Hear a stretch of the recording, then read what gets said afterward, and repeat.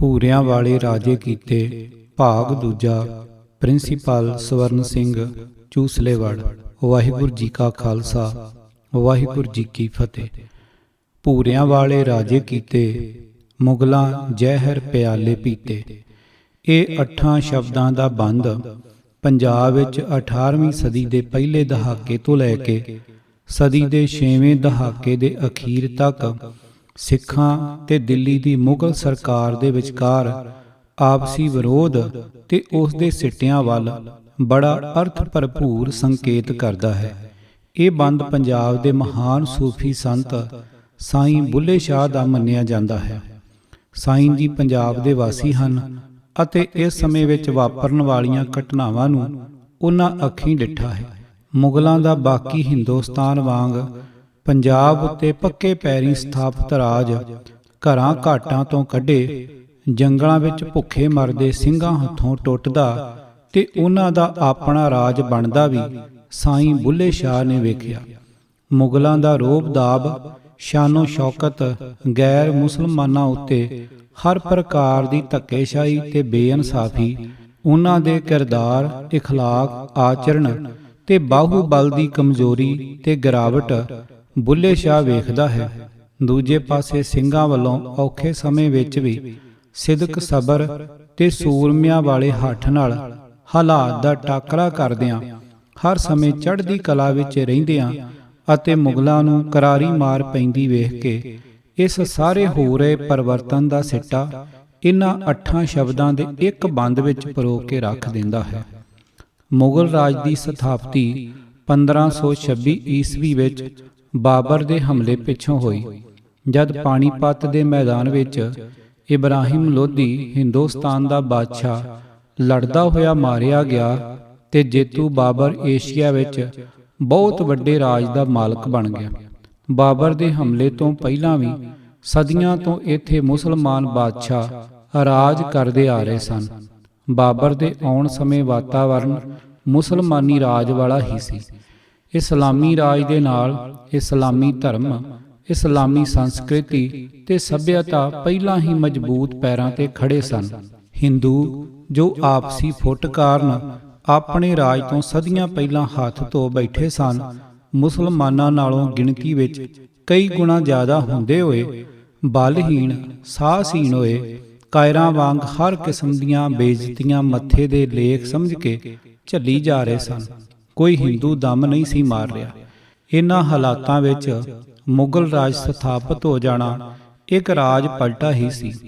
ਫਰਕ ਕੇਵਲ ਇਹ ਸੀ ਕਿ ਮੁਗਲ ਬਾਹਰੋਂ ਆਏ ਸਨ ਤੇ ਸੱਜਰ ਸ਼ਾਹ ਸਨ। ਉਹਨਾਂ ਆਪਣੇ ਅਨੁਸ਼ਾਸਨ ਤੇ ਬਾਹੂਬਲ ਨਾਲ ਹਿੰਦੁਸਤਾਨ ਦਾ ਕਾਫੀ ਵੱਡਾ ਹਿੱਸਾ, ਸਿਰਫ ਦੱਖਣ ਦਾ ਕੁਝ ਹਿੱਸਾ ਛੱਡ ਕੇ ਆਪਣੇ ਤਾਬਿਆ ਕਰ ਲਿਆ। ਬਾਬਰ ਦੇ ਪਿੱਛੋਂ ਹਮਾਯੂ, ਅਕਬਰ, ਜਹਾਂਗੀਰ, ਸ਼ਾਹਜਹਾਂ ਤੇ ਔਰੰਗਜ਼ੇਬ ਵਾਰੋ-ਵਾਰੀ ਗੱਦੀ ਤੇ ਬੈਠੇ। ਔਰੰਗਜ਼ੇਬ ਸਮੇਂ ਅਰਾਕਾਨ ਦੇ ਪਹਾੜਾਂ ਤੋਂ ਲੈ ਕੇ ਕਾਬਲ, ਕੰਧਾਰ ਤੇ ਹਿਰਾਤ ਤੱਕ ਦਾ ਸਾਰਾ ਇਲਾਕਾ ਮੁਗਲ ਰਾਜ ਦੇ ਝੰਡੇ ਥੱਲੇ ਆ ਚੁੱਕਾ ਸੀ। ਉੱਤਰ ਦੱਖਣ ਕਸ਼ਮੀਰ ਤੋਂ ਲੈ ਕੇ ਬੀਜਾਪੁਰ ਤੇ ਗੋਲਕੰਡਾ ਤੱਕ ਮੁਗਲ ਰਾਜ ਦੀ ਨੌਬਤ ਵੱਜਦੀ ਸੀ। ਬਾਬਰ ਤੋਂ ਪਿੱਛੋਂ ਔਰੰਗਜ਼ੇਬ ਮੁਗਲ ਕਾਲ ਦਾ 6ਵਾਂ ਬਾਦਸ਼ਾਹ ਹੈ। ਇਸ ਦੇ ਅਤੀ ਵਿਸ਼ਾਲ ਰਾਜ ਦਾ ਸਮਾਂ 1658 ਤੋਂ ਲੈ ਕੇ 1707 ਈਸਵੀ ਤੱਕ ਮੁਗਲ ਕਾਲ ਦੇ ਕਮਾਲ ਦਾ ਸਮਾਂ ਹੈ।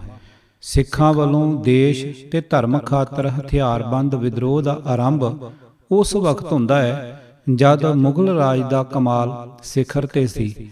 ਇਹ ਵਿਦਰੋਹ ਜਿਉਂ-ਜਿਉਂ ਆਪਣੇ ਨਿਸ਼ਾਨੇ ਵੱਲ ਵਧ ਰਿਹਾ ਸੀ, ਦਿੱਲੀ ਸਰਕਾਰ ਤੇ ਲਾਹੌਰ ਸਰਕਾਰ ਦੋ ਪੁੜ ਬਣਦੇ ਜਾ ਰਹੇ ਸਨ, ਜਿਸ ਵਿੱਚ ਵਿਦਰੋਹੀਆਂ ਨੂੰ ਪੀਸ ਦਿੱਤੇ ਜਾਣ ਦੇ ਪੂਰੇ ਯਤਨ ਕੀਤੇ ਜਾ ਰਹੇ ਸਨ। ਔਰੰਗਜ਼ੇਬ ਆਲਮਗੀਰ ਆਪਣੇ ਭਾਈਆਂ ਤੇ ਤਖਤ ਦੇ ਹੋਰ ਦਾਅਵੇਦਾਰਾਂ ਨੂੰ ਬਿਲੇ ਲਾ ਕੇ ਆਪਣੇ ਬਾਪ ਸ਼ਾਹਜਹਾਂ ਨੂੰ ਆਗਰੇ ਦੇ ਕਿਲੇ ਵਿੱਚ ਕੈਦ ਕਰਕੇ 1658 ਈਸਵੀ ਵਿੱਚ ਦਿੱਲੀ ਦੇ ਤਖਤ ਤੇ ਬੈਠਾ। ਪਿੱਛੋਂ ਜਦ ਕੁਝ ਸਮੇਂ ਬਾਅਦ ਦਾਰਾ ਸ਼ਿਕੋ, ਜੋ ਉਸ ਦਾ ਵੱਡਾ ਭਰਾ ਸੀ, ਫੜਿਆ ਆਇਆ ਤਾਂ ਦਲੀਲ ਕਰਨ ਲਈ ਉਸ ਨੂੰ ਮਾਮੂਲੀ ਜਿਹਾ ਲਿਬਾਸ ਪਵਾ ਇੱਕ ਮਰੀਅਲ ਜਿਹੇ ਹਾਥੀ ਤੇ ਬਿਠਾ ਦਿੱਲੀ ਦੇ ਬਾਜ਼ਾਰਾਂ ਵਿੱਚ ਰੋਲ-ਰੋਲ ਕੇ ਮਾਰਿਆ ਤੇ ਉਸ ਦਾ ਵੱਢਿਆ ਹੋਇਆ ਸਿਰ ਤੋਹਫੇ ਵਜੋਂ ਸ਼ਾਹਜਹਾਨ ਨੂੰ ਘਲਾਇਆ। ਇਹ ਘਟਨਾਵਾਂ ਇਸ ਗੱਲ ਦੀਆਂ ਸੂਚਕ ਸਨ ਕਿ ਆਉਣ ਵਾਲਾ ਰਾਜ ਕਿਹੋ ਜਿਹਾ ਹੋਵੇਗਾ। ਔਰੰਗਜ਼ੇਬ ਦੀ ਸੋਚ ਉੱਤੇ ਮੁਲਾਣਿਆਂ ਦਾ ਉਹ ਤਬਕਾ ਹਾਵੀ ਸੀ ਜਿਨ੍ਹਾਂ ਦੀ ਸਰਦਾਰੀ ਸ਼ੇਖ ਅਹਿਮਦ ਸਰਹੰਦੀ ਨਕਸ਼ਬੰਦੀ ਦੀ ਸੋਚ ਵਾਲੇ ਉਸ ਦੇ ਪੋਤਿਆਂ ਦੇ ਹੱਥ ਵਿੱਚ ਸੀ। ਆਲਮਗੀਰ ਇਸ ਘਰਾਣੇ ਦਾ ਬੜਾ ਕੱਟੜ ਪੈਰੋਕਾਰ ਸੀ। ਹਿੰਦੁਸਤਾਨ ਜੋ ਔਰੰਗਜ਼ੇਬ ਦੀ ਨਿਗਾਹ ਵਿੱਚ ਦਾਰੁਲ ਹਰਬ ਕਾਫਰਾਂ ਦੇ ਹੋਣ ਕਰਕੇ ਬਦ ਅਮਨ ਖਿੱਤਾ, ਧਰਮ ਪੱਖੋਂ ਅਸ਼ਾਂਤ ਖੰਡ ਸੀ, ਨੂੰ ਉਹ ਦਾਰੁਲ ਇਸਲਾਮ ਕਾਫਰਾਂ ਤੋਂ ਰਹਿਤ ਅਮਨ ਚੈਨ ਵਾਲਾ ਖਿੱਤਾ ਬਣਾਉਣਾ ਚਾਹੁੰਦਾ ਸੀ।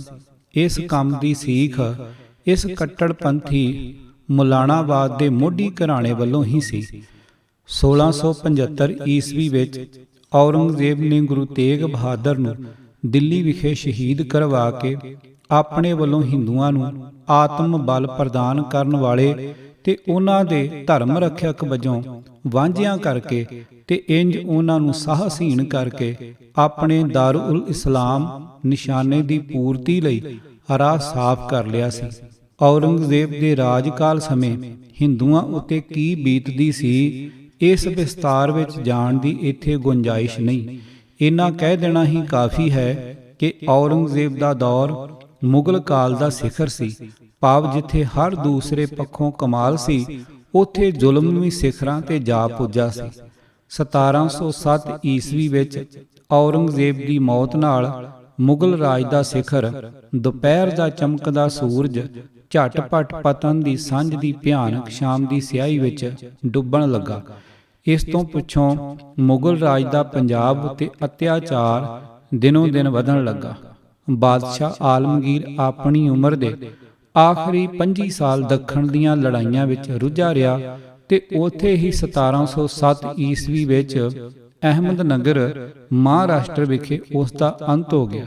ਉਸ ਸਮੇਂ ਵੀ ਉਸ ਵੱਲੋਂ ਨਿਯੁਕਤ ਕੀਤੇ ਹੋਏ ਸੂਬੇਦਾਰ ਹੀ ਮੁਲਤਾਨ, ਲਾਹੌਰ, ਸਰਹੰਦ ਅਤੇ ਕਸ਼ਮੀਰ ਉੱਤੇ ਰਾਜ ਕਰਦੇ ਸਨ।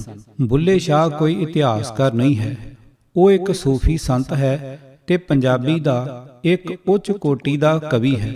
ਉਹ ਆਪਣੇ ਸਮੇਂ ਨੂੰ ਰਾਜਗਰਦੀ ਜਾਂ ਰਾਮ ਰੌਲੇ ਦਾ ਸਮਾਂ ਕਹਿੰਦਾ ਹੈ। ਇਸ ਗੜਬੜ ਵਾਲੇ ਦੌਰ ਦਾ ਉਸ ਦੇ ਮਨ ਉੱਤੇ ਪ੍ਰਭਾਵ ਪੈਣਾ ਸੁਭਾਵਿਕ ਸੀ। ਉਸ ਨੇ ਜੋ ਜ਼ੁਲਮ ਜ਼ਬਰ ਹੁੰਦਾ ਵੇਖਿਆ, ਨਿਰਪੱਖ ਹੋ ਕੇ ਉਹ ਲਿਖ ਦਿੱਤਾ। ਉਹ ਅਨਿਆਂ ਤੇ ਜ਼ੁਲਮ ਉੱਤੇ ਡਾਢਾ ਅਫਸੋਸ ਕਰਦਾ ਹੈ ਤੇ ਜ਼ਾਲਮ ਨੂੰ ਲਾਨਤ ਮੁਲਾਮਤ ਕਰਦਾ ਹੈ। ਇਹ ਉਸ ਦਾ ਨਿਰਾਸ਼ਾਵਾਦੀ ਰਾਗ ਬੇਮਾਨੀ ਜਾਂ ਨਿਰਮੂਲ ਨਹੀਂ ਹੈ, ਇਹ ਅਸਲੀਅਤ ਦਾ ਡੀਠ ਵਰਣਨ ਹੈ। ਉਸ ਦੇ ਤੱਥਾਂ ਤੇ ਆਧਾਰਿਤ ਸੰਕੇਤ ਇਤਿਹਾਸ ਪੱਖੋਂ ਅਕੱਟ ਸਬੂਤ ਬੇਮੁੱਲਾ ਇਤਿਹਾਸਕ ਸਰਮਾਇਆ ਹਨ। ਸਾਈਂ ਬੁੱਲੇ ਸ਼ਾਹ ਔਰੰਗਜ਼ੇਬ, ਸ੍ਰੀ ਗੁਰੂ ਗੋਬਿੰਦ ਸਿੰਘ, ਬਾਬਾ ਬੰਦਾ ਸਿੰਘ ਬਹਾਦਰ, ਬਹਾਦਰ ਸ਼ਾਹ, ਅਬਦੁਲ ਸਮਦ ਖਾਂ ਤੇ ਜ਼ਕਰੀਆ ਖਾਂ ਜੋ ਪੰਜਾਬ ਦੇ ਸੂਬੇਦਾਰ ਤੇ ਪਿਓ ਪੁੱਤ ਵੀ ਸਨ। ਬਾਦਸ਼ਾਹ ਫਰਖਸ਼ੀਅਰ, ਸੈਯਦ ਭਰਾ ਜਹਾਂਦਾਰ ਸ਼ਾਹ, ਮੁਹੰਮਦ ਸ਼ਾਹ ਰੰਗੀਲਾ, ਉਸ ਦਾ ਪੁੱਤ ਅਹਿਮਦ ਸ਼ਾਹ, ਭਾਈ ਤਾਰੂ ਸਿੰਘ, ਦੀਵਾਨ ਲਖਪਤ ਰਾਏ, ਜਸਪਤ ਰਾਏ, ਜਈਆ ਖਾਂ, ਮੀਰ ਮੰਨੂ, ਦੀਵਾਨ ਦਰਬਾਰਾ ਸਿੰਘ, ਨਵਾਬ ਕਪੂਰ ਸਿੰਘ, ਸਰਦਾਰ ਜੱਸਾ ਸਿੰਘ ਰਾਮਗੜੀਆ, ਸਰਦਾਰ ਜੱਸਾ ਸਿੰਘ ਆਲੂਵਾਲੀਆ, ਭਾਈ ਮਨੀ ਸਿੰਘ, ਬਾਬਾ ਦੀਪ ਸਿੰਘ, ਨਾਦਰ ਸ਼ਾਹ, ਅਹਿਮਦ ਸ਼ਾਹ, ਮੱਸਾ ਰੰਗੜ, ਸੁੱਖਾ ਸਿੰਘ, ਮਤਾਬ ਸਿੰਘ ਆਦਿ ਸਿੰਘਾਂ ਦਾ ਸਮਕਾਲੀ ਹੈ। ਉਸ ਨੇ ਵੱਖ-ਵੱਖ ਪੱਖਾਂ ਦਾ ਵਿਰੋਧ ਤੇ ਇਹਨਾਂ ਦੇ ਜੰਗਾਂ ਯੁੱਧਾਂ ਨੂੰ ਆਪਣੀ ਅੱਖੀਂ ਡਿੱਠਾ ਹੈ, ਸਮੇਂ ਦਾ ਹਾਜ਼ਰ ਗਵਾਹ ਹੈ। 1680 ਈਸਵੀ ਤੋਂ ਲੈ ਕੇ 1758 ਈਸਵੀ ਤੱਕ ਸਿੱਖਾਂ ਦਾ ਬੜੀ ਬੇਦਰਦੀ ਨਾਲ ਹੁੰਦਾ ਕਤਲੇਆਮ ਤੱਕਿਆ। ਦੀਵਾਨ ਲਖਪਤ ਨੇ ਆਪਣੇ ਭਰਾ ਦੇ ਬਦਲੇ ਲਈ ਸਿੱਖਾਂ ਨੂੰ ਮਲੀਆ ਮੇਟ ਕਰ ਦੇਣ ਲਈ ਕਸਮ ਖਾਧੀ ਸੀ। ਸਿੱਟੇ ਵਜੋਂ ਮਾਸੂਮਾਂ ਦੇ ਕਤਲ ਨਾਲ ਪਹਿਲਾ ਘੱਲੂਘਾਰਾ 2 ਜੇਠ 1746 ਈਸਵੀ ਨੂੰ ਵਾਪਰਿਆ। ਇਹ ਉਸ ਸਮੇਂ ਦੀ ਬੜੀ ਦਰਦਨਾਕ ਘਟਨਾ ਸੀ। ਨਾਦਰ ਸ਼ਾਹ ਤੇ ਅਹਿਮਦ ਸ਼ਾਹ ਵਰਗੇ ਜਰਵਾਣਿਆਂ ਦੇ ਹਮਲੇ ਤੇ ਹੋਣ ਵਾਲੀ ਲੁੱਟ ਤੇ ਤਬਾਹੀ ਦੇ ਦ੍ਰਿਸ਼ ਉਹਦੀਆਂ ਅੱਖਾਂ ਸਾਹਮਣੇ ਹਨ। ਉਹ ਆਪਣੇ ਵਿਸ਼ਵਾਸ ਉੱਤੇ ਦ੍ਰਿੜ ਹੈ ਤੇ ਪੱਖਪਾਤ ਤੋਂ ਬੁਲੰਦ ਹੋ ਕੇ ਆਪਣੀ ਮਸਤ ਚਾਲੇ ਤੁਰਦਾ ਹੋਇਆ ਬਹੁਮੁੱਲੇ ਇਸ਼ਾਰੇ ਕਰ ਜਾਂਦਾ ਹੈ। ਉਸ ਦੀਆਂ ਅੱਖਾਂ ਦੇ ਸਾਹਮਣੇ ਮਜ਼ਬੂਤ ਤੇ ਵਿਸ਼ਾਲ ਮੁਗਲ ਰਾਜ ਸਿੱਖਾਂ ਹੱਥੋਂ ਟੁੱਟਦਾ ਹੈ ਤੇ ਬੰਦਾ ਸਿੰਘ ਪਹਿਲਾ ਸਿੱਖ ਰਾਜ ਸਥਾਪਿਤ ਕਰਦਾ ਹੈ। ਇਸ ਸ਼੍ਰੋਮਣੀ ਸੂਫੀ ਸੰਤ ਨੇ ਪੰਜਾਬ ਦੀ ਤਰਸਯੋਗ ਹਾਲਤ ਨੂੰ ਨੇੜੇ ਹੋ ਕੇ ਵੇਖਿਆ ਤੇ ਮਹਿਸੂਸ ਕੀਤਾ ਹੈ। ਉਸ ਨੇ ਦਿੱਲੀ ਵਿੱਚ ਚਾਂਦਨੀ ਚੌਂਕ ਵਿਖੇ ਗੁਰੂ ਤੇਗ ਬਹਾਦਰ ਜੀ ਦੀ ਹੋਈ ਸ਼ਹਾਦਤ ਬਾਰੇ ਵੀ ਸੁਣਿਆ ਸੀ ਤੇ ਇਸ ਦੇ ਜੋ ਕਾਰਨ ਸਨ ਉਹਨਾਂ ਦਾ ਵੀ ਉਸ ਨੂੰ ਪਤਾ ਸੀ। ਇਸ ਲਈ ਉਸ ਨੇ ਗੁਰੂ ਤੇਗ ਬਹਾਦਰ ਜੀ ਨੂੰ ਬੇਮਿਸਾਲ ਤੇ ਅਡੋਲ ਦ੍ਰਿੜਤਾ ਦਰਸਾਉਣ ਵਾਲਾ ਗਾਜ਼ੀ ਅਰਥਾਤ ਸਰਵ ਸ੍ਰੇਸ਼ਟ ਧਰਮਵੀਰ ਕਰਕੇ ਮੰਨਿਆ ਹੈ। ਆਪਣੇ ਧਰਮ ਦੀ ਆਨ ਸ਼ਾਨ ਲਈ ਮਰ ਮਿਟਣ ਵਾਲੇ ਬਹੁਤ ਮਹਾਂਪੁਰਸ਼ ਹੋਏ ਹਨ, ਪਰ ਗੁਰੂ ਤੇਗ ਬਹਾਦਰ ਜੀ ਦਾ ਬਲੀਦਾਨ ਉਸ ਧਰਮ ਲਈ ਹੈ ਜਿਸ ਦਾ ਉਹ ਧਾਰਨੀ ਵੀ ਨਹੀਂ ਹੈ। ਉਸ ਸਮੇਂ ਦੀ ਇਸ ਮਹਾਨ ਘਟਨਾ ਦਾ ਆਪਣੀ ਕਵਿਤਾ ਵਿੱਚ ਬੜਾ ਸੋਹਣਾ ਜ਼ਿਕਰ ਹੈ। ਕਿਤੇ ਚੋਰ ਬਣੇ ਕਿਤੇ ਗਾਜ਼ੀ ਹੋ, ਕਿਤੇ ਮਿੰਬਰ ਤੇ ਬਹਿ ਵਾਜ਼ੀ ਹੋ, ਕਿਤੇ ਤੇਗ ਬਹਾਦਰ ਗਾਜ਼ੀ ਹੋ, ਆਪੇ ਆਪਣਾ ਕਟਕ ਬਣਾਈ ਦਾ, ਹੁਣ ਕਿਸ ਤੋਂ ਆਪਣਾ ਆਪ ਛੁਪਾਈ ਦਾ। ਗੁਰੂ ਗੋਬਿੰਦ ਸਿੰਘ ਜੀ ਦੇ ਧਰਮ ਯੁੱਧਾਂ ਨੂੰ ਉਸ ਨੇ ਤੱਕਿਆ, ਉਹਨਾਂ ਚਿੜੀਆਂ ਤੋਂ ਬਾਜ ਤੁੜਵਾਏ। ਇਸ ਦਾ ਪ੍ਰਭਾਵ ਸਾਰੇ ਇਤਿਹਾਸਕਾਰਾਂ ਤੋਂ ਪਿੱਛੋਂ ਆਉਣ ਵਾਲੇ ਕਵੀਆਂ ਤੇ ਲੇਖਕਾਂ ਵਾਂਗ ਬੁੱਲੇ ਸ਼ਾਹ ਨੇ ਵੀ ਕਬੂਲਿਆ।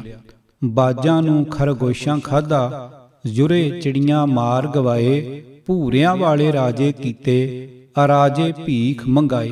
20ਵੀਂ ਸਦੀ ਵਿੱਚ ਸ਼ਾਇਰ ਮਸ਼ਰਕ ਅਲਾਮਾ ਇਕਬਾਲ ਨੇ ਆਪਣੇ ਉਰਦੂ ਕਲਾਮ ਵਿੱਚ ਇੰਜ ਅੰਕਿਤ ਕੀਤਾ ਹੈ, ਕੰਜਸ਼ ਕੇ ਫਰਮਾਇਆ ਕੋ ਸ਼ਾਹੀ ਸੇ ਲੜਾ ਦੋ।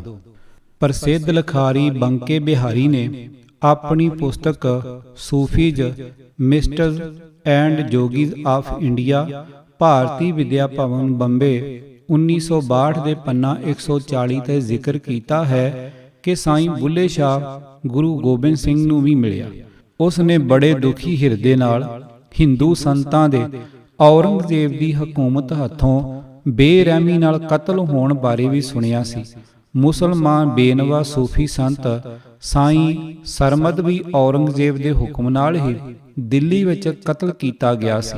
ਗੁਰੂ ਗੋਬਿੰਦ ਸਿੰਘ ਜੀ ਵੱਲੋਂ ਗਰੀਬਾਂ ਮਜ਼ਲੂਮਾਂ ਨੂੰ ਉਭਾਰਨ ਤੇ ਦੇਸ਼ ਧਰਮ ਦੀ ਰੱਖਿਆ ਦੀ ਲਹਿਰ ਜੋ ਯੁੱਗ ਦੀ ਬੇਨਜ਼ੀਰ ਇਨਕਲਾਬ ਸੀ ਤੋਂ ਵੀ ਉਹ ਬਹੁਤ ਪ੍ਰਭਾਵ ਗ੍ਰਹਿਣ ਕਰਦਾ ਹੈ। ਜ਼ਮਾਨਾ ਕਿਸ ਰੁਖ ਕਿਸ ਗਤੀ ਨਾਲ ਚੱਲ ਰਿਹਾ ਸੀ, ਬੁੱਲੇ ਸ਼ਾਹ ਇਸ ਦੀ ਨਬਜ਼ ਪਛਾਣਦਾ ਸੀ। ਉਸ ਦਾ ਅਨੁਭਵ ਤੇ ਦੂਰ ਦ੍ਰਿਸ਼ਟੀ ਬਹੁਤ ਵੱਡੀਆਂ ਸੱਚਾਈਆਂ ਤੱਕ ਰਹੇ ਸਨ।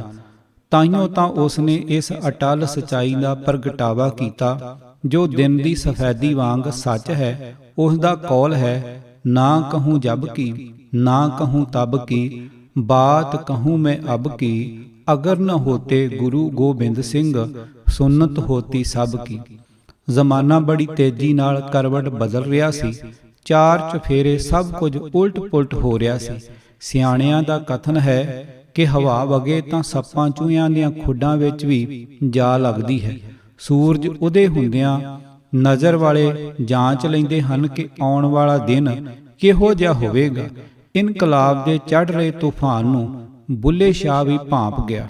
ਉਲਟੇ ਹੋਰ ਜ਼ਮਾਨੇ ਆਏ, ਹੁਣ ਅਸਾਂ ਭੇਦ ਸੱਜਣ ਦੇ ਪਾਏ, ਸੱਚਿਆਂ ਨੂੰ ਮਿਲਦੇ ਧੱਕੇ ਝੂਠੇ ਕੋਲ ਬਹਾਏ। ਪਰਜਾ ਖਾਸ ਕਰਕੇ ਗੈਰ ਮੁਸਲਮਾਨਾਂ ਦੀ ਹਾਲਤ ਬਹੁਤ ਹੀ ਤਰਸਯੋਗ ਸੀ। ਮਾੜੇ ਬੁਰੀ ਤਰ੍ਹਾਂ ਨਪੀੜੇ ਜਾ ਰਹੇ ਸਨ ਤੇ ਤਗੜੇ ਦਿਨ ਦਿਨ ਹੋਰ ਤਗੜੇ ਹੋਈ ਜਾ ਰਹੇ ਸਨ। ਮੁਗਲਾਂ ਦੀ ਰਾਜ ਸ਼ਕਤੀ ਘੁੰਮਣ ਘੇਰੀ ਵੱਲ ਵੱਧ ਰਹੀ ਸੀ। ਇਹ ਰਾਜ ਚੋਟੀ ਤੇ ਜਾ ਕੇ ਨਿਗਾਰ ਦੀ ਢਲਵਾਨੇ ਪੈ ਚੁੱਕਾ ਸੀ। ਉਸ ਸਮੇਂ ਪੰਜਾਬ ਉੱਤੇ ਦਿੱਲੀ, ਕਾਬਲ ਜਾਂ ਮੁਲਤਾਨ ਤੋਂ ਭੇਜੇ ਹੋਏ ਸੂਬੇਦਾਰ ਰਾਜ ਕਰਦੇ ਸਨ। ਔਰੰਗਜ਼ੇਬ ਦੀ ਮੌਤ ਤੋਂ ਪਿੱਛੋਂ ਬਾਦਸ਼ਾਹ ਬਹਾਦਰ ਸ਼ਾਹ 1707 ਈਸਵੀ ਤੋਂ 1712 ਈਸਵੀ ਤੱਕ, ਜਹਾਂਦਾਰ ਸ਼ਾਹ 1712 ਈਸਵੀ ਤੋਂ 1713 ਈਸਵੀ ਤੱਕ, ਫਰਖਸ਼ੀਅਰ 1713 ਈਸਵੀ ਤੋਂ 1719 ਈਸਵੀ ਤੱਕ, ਮੁਹੰਮਦ ਸ਼ਾਹ ਰੰਗੀਲਾ 1719 ਈਸਵੀ ਤੋਂ 1748 ਈਸਵੀ ਤੱਕ, ਅਹਿਮਦ ਸ਼ਾਹ 1748 ਈਸਵੀ ਤੋਂ 1754 ਈਸਵੀ ਤੱਕ ਅਤੇ ਆਲਮਗੀਰ ਸਾਨੀ 1754 ਤੋਂ 1759 ਈਸਵੀ ਤੱਕ ਵਾਰੋ-ਵਾਰੀ ਇਹ ਮੁਗਲ ਬਾਦਸ਼ਾਹ ਦਿੱਲੀ ਦੇ ਤਖਤ ਤੇ ਬੈਠੇ। ਦਿੱਲੀ ਦੇ ਬਾਦਸ਼ਾਹਾਂ ਵੱਲੋਂ ਹੀ ਸੂਬਿਆਂ ਦੇ ਸੂਬੇਦਾਰ ਨਿਯੁਕਤ ਕੀਤੇ ਜਾਂਦੇ ਸਨ, ਜੋ ਵਾਸਤਵ ਵਿੱਚ ਰਾਜ ਕਰਦੇ ਸਨ। ਉਹ ਆਪਣੇ ਸੂਬਿਆਂ ਵਿੱਚ ਹਰ ਤਰ੍ਹਾਂ ਦੀ ਸਿਆਹੀ ਸਫੈਦੀ ਦੇ ਮਾਲਕ ਹੁੰਦੇ ਸਨ ਤੇ ਕਈ ਵਾਰ ਆਪਣੀਆਂ ਮਨਮਾਨੀਆਂ ਕਰਨੋਂ ਵੀ ਨਹੀਂ ਸਨ ਝਿਜਕਦੇ। ਇਹ ਸੂਬੇਦਾਰ ਬਦਲਦੇ ਰਹਿੰਦੇ ਸਨ। ਜਿਉਂ-ਜਿਉਂ ਦਿੱਲੀ ਦੇ ਬਾਦਸ਼ਾਹ ਕਮਜ਼ੋਰ ਹੁੰਦੇ ਗਏ, ਸੂਬਿਆਂ ਦੇ ਹਾਕਮਾਂ ਦੀ ਤਾਕਤ ਵੱਧਦੀ ਗਈ। ਇਹ ਸੂਬੇਦਾਰ ਆਪਣੇ ਆਪ ਨੂੰ ਇਸ ਤਰ੍ਹਾਂ ਨਾਲ ਆਜ਼ਾਦ ਤੇ ਖੁਦ ਮੁਖਤਿਆਰ ਸਮਝਣ ਲੱਗੇ। ਇਹ ਲੋਕ ਬੜੇ ਮੌਕਾ ਸ਼ਨਾਸ਼, ਖੁਸ਼ਾਮਦੀ, ਥੋੜੀ ਨੂੰ ਬਹੁਤੀ ਤੇ ਬਹੁਤੀ ਨੂੰ ਥੋੜੀ ਕਰਕੇ ਵਿਖਾਉਣ ਵਾਲੇ ਤੇ ਚੜ੍ਹਦੇ ਸੂਰਜ ਨੂੰ ਸਲਾਮ ਕਰਨਾ ਆਪਣਾ ਧਰਮ ਸਮਝਦੇ ਸਨ। ਇਹਨਾਂ ਦੀ ਹਰ ਕੋਸ਼ਿਸ਼ ਹੁੰਦੀ ਸੀ ਕਿ ਸੂਬੇਦਾਰ ਦੀ ਗੱਦੀ ਉਹਨਾਂ ਦੇ ਘਰ ਵਿੱਚ ਹੀ ਰਹੇ। ਇਸ ਖਾਤਰ ਉਹ ਹਰ ਤਰ੍ਹਾਂ ਦੇ ਹੱਥ ਕੰਡੇ, ਹੇਰਾ ਫੇਰੀਆਂ ਤੇ ਸਾਜ਼ਿਸ਼ਾਂ ਕਰਦੇ ਰਹਿੰਦੇ ਸਨ। ਲਾਈ ਬੁਝਾਈ ਕਰਕੇ ਲੋੜ ਪਵੇ ਤਾਂ ਦਿੱਲੀ ਦਰਬਾਰ ਨੂੰ ਅੱਖਾਂ ਵਿਖਾ ਆਪਣੇ ਨਿਸ਼ਾਨੇ ਵਿੱਚ ਬਹੁਤ ਹੱਦ ਤੱਕ ਸਫਲ ਹੋ ਜਾਂਦੇ। ਔਰੰਗਜ਼ੇਬ ਦੀ ਮੌਤ ਪਿੱਛੋਂ ਇਹ ਸੂਬੇਦਾਰ ਕਾਬਲ, ਕੰਧਾਰ ਤੇ ਈਰਾਨ ਵੱਲ ਸਿਆਸੀ ਸੌਦੇਬਾਜ਼ੀਆਂ ਲਈ ਝਾਕਣ ਲੱਗ ਪਏ। ਇਹ ਹਰ ਬਾਹਰਲੇ ਹਮਲਾਵਰ ਨੂੰ ਸਹਿਯੋਗ ਦਿੰਦੇ, ਕਦੀ ਸਾਜ਼ਿਸ਼ ਕਰਕੇ ਬਾਹਰਲਿਆਂ ਜਰਵਾਣਿਆਂ ਨੂੰ ਆਪ ਹੀ ਬੁਲਾ ਲੈਂਦੇ ਤੇ ਕਦੀ ਬੁਲਾ ਕੇ ਫਿਰ ਦਿੱਲੀ ਨਾਲ ਗਾਂਢਾ ਸਾਂਢਾ ਕਰਕੇ ਵਾਅਦੇ ਤੋਂ ਮੁੱਕਰ ਜਾਂਦੇ ਤੇ ਆਉਣ ਵਾਲੇ ਨੂੰ ਕਸੂਤਾ ਫਸਾ ਦਿੰਦੇ। ਇਹਨਾਂ ਦਾ ਕੋਈ ਧਰਮ ਤੇਜਾ ਜਾਂ ਦੀਨ ਈਮਾਨ ਨਹੀਂ ਸੀ। ਇਹਨਾਂ ਨੂੰ ਸਿਰਫ ਆਪਣਾ ਹੀ ਹਿੱਤ ਪਿਆਰਾ ਹੁੰਦਾ ਸੀ। ਇਸ ਖਾਤਰ ਇਹ ਥਾਲੀ ਦੇ ਬੈਂਗਣ ਵਾਂਗ ਕਦੀ ਕਿਸੇ ਪਾਸੇ, ਕਦੀ ਕਿਸੇ ਪਾਸੇ।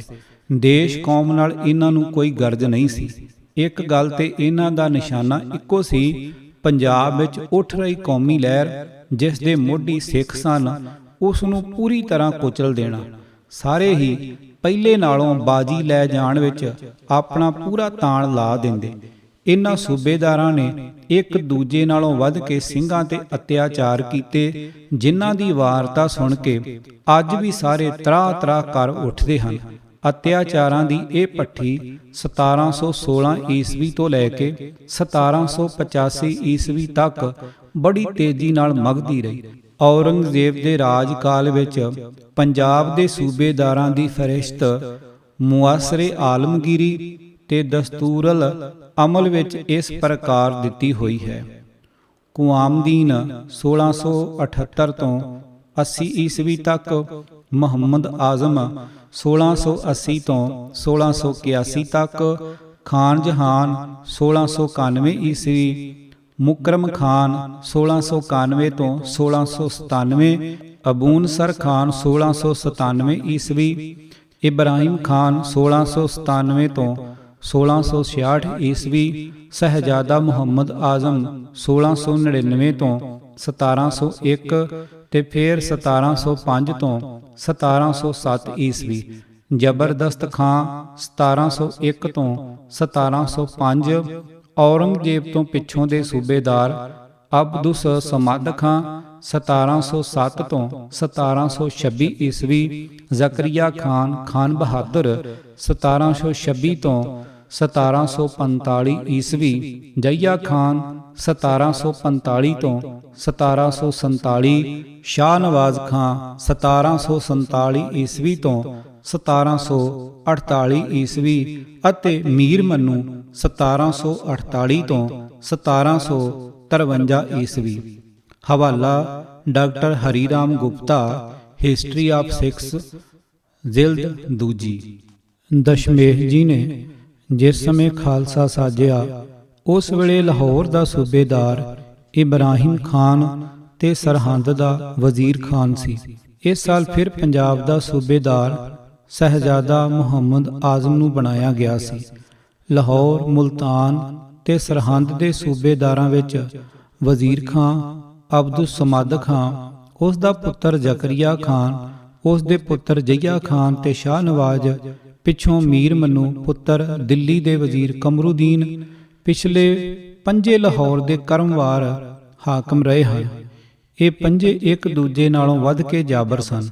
ਸਿੱਖਾਂ ਨੂੰ ਮਲੀਆ ਮੇਟ ਕਰ ਦੇਣ ਵਾਸਤੇ ਇਹਨਾਂ ਇੱਕ ਦੂਜੇ ਤੋਂ ਵੱਧ ਕੇ ਢਿੱਲ ਲਾਇਆ। ਤੇ ਜ਼ੁਲਮਾਂ ਦੀ ਹੱਦ ਹੀ ਮੁਕਾ ਦਿੱਤੀ।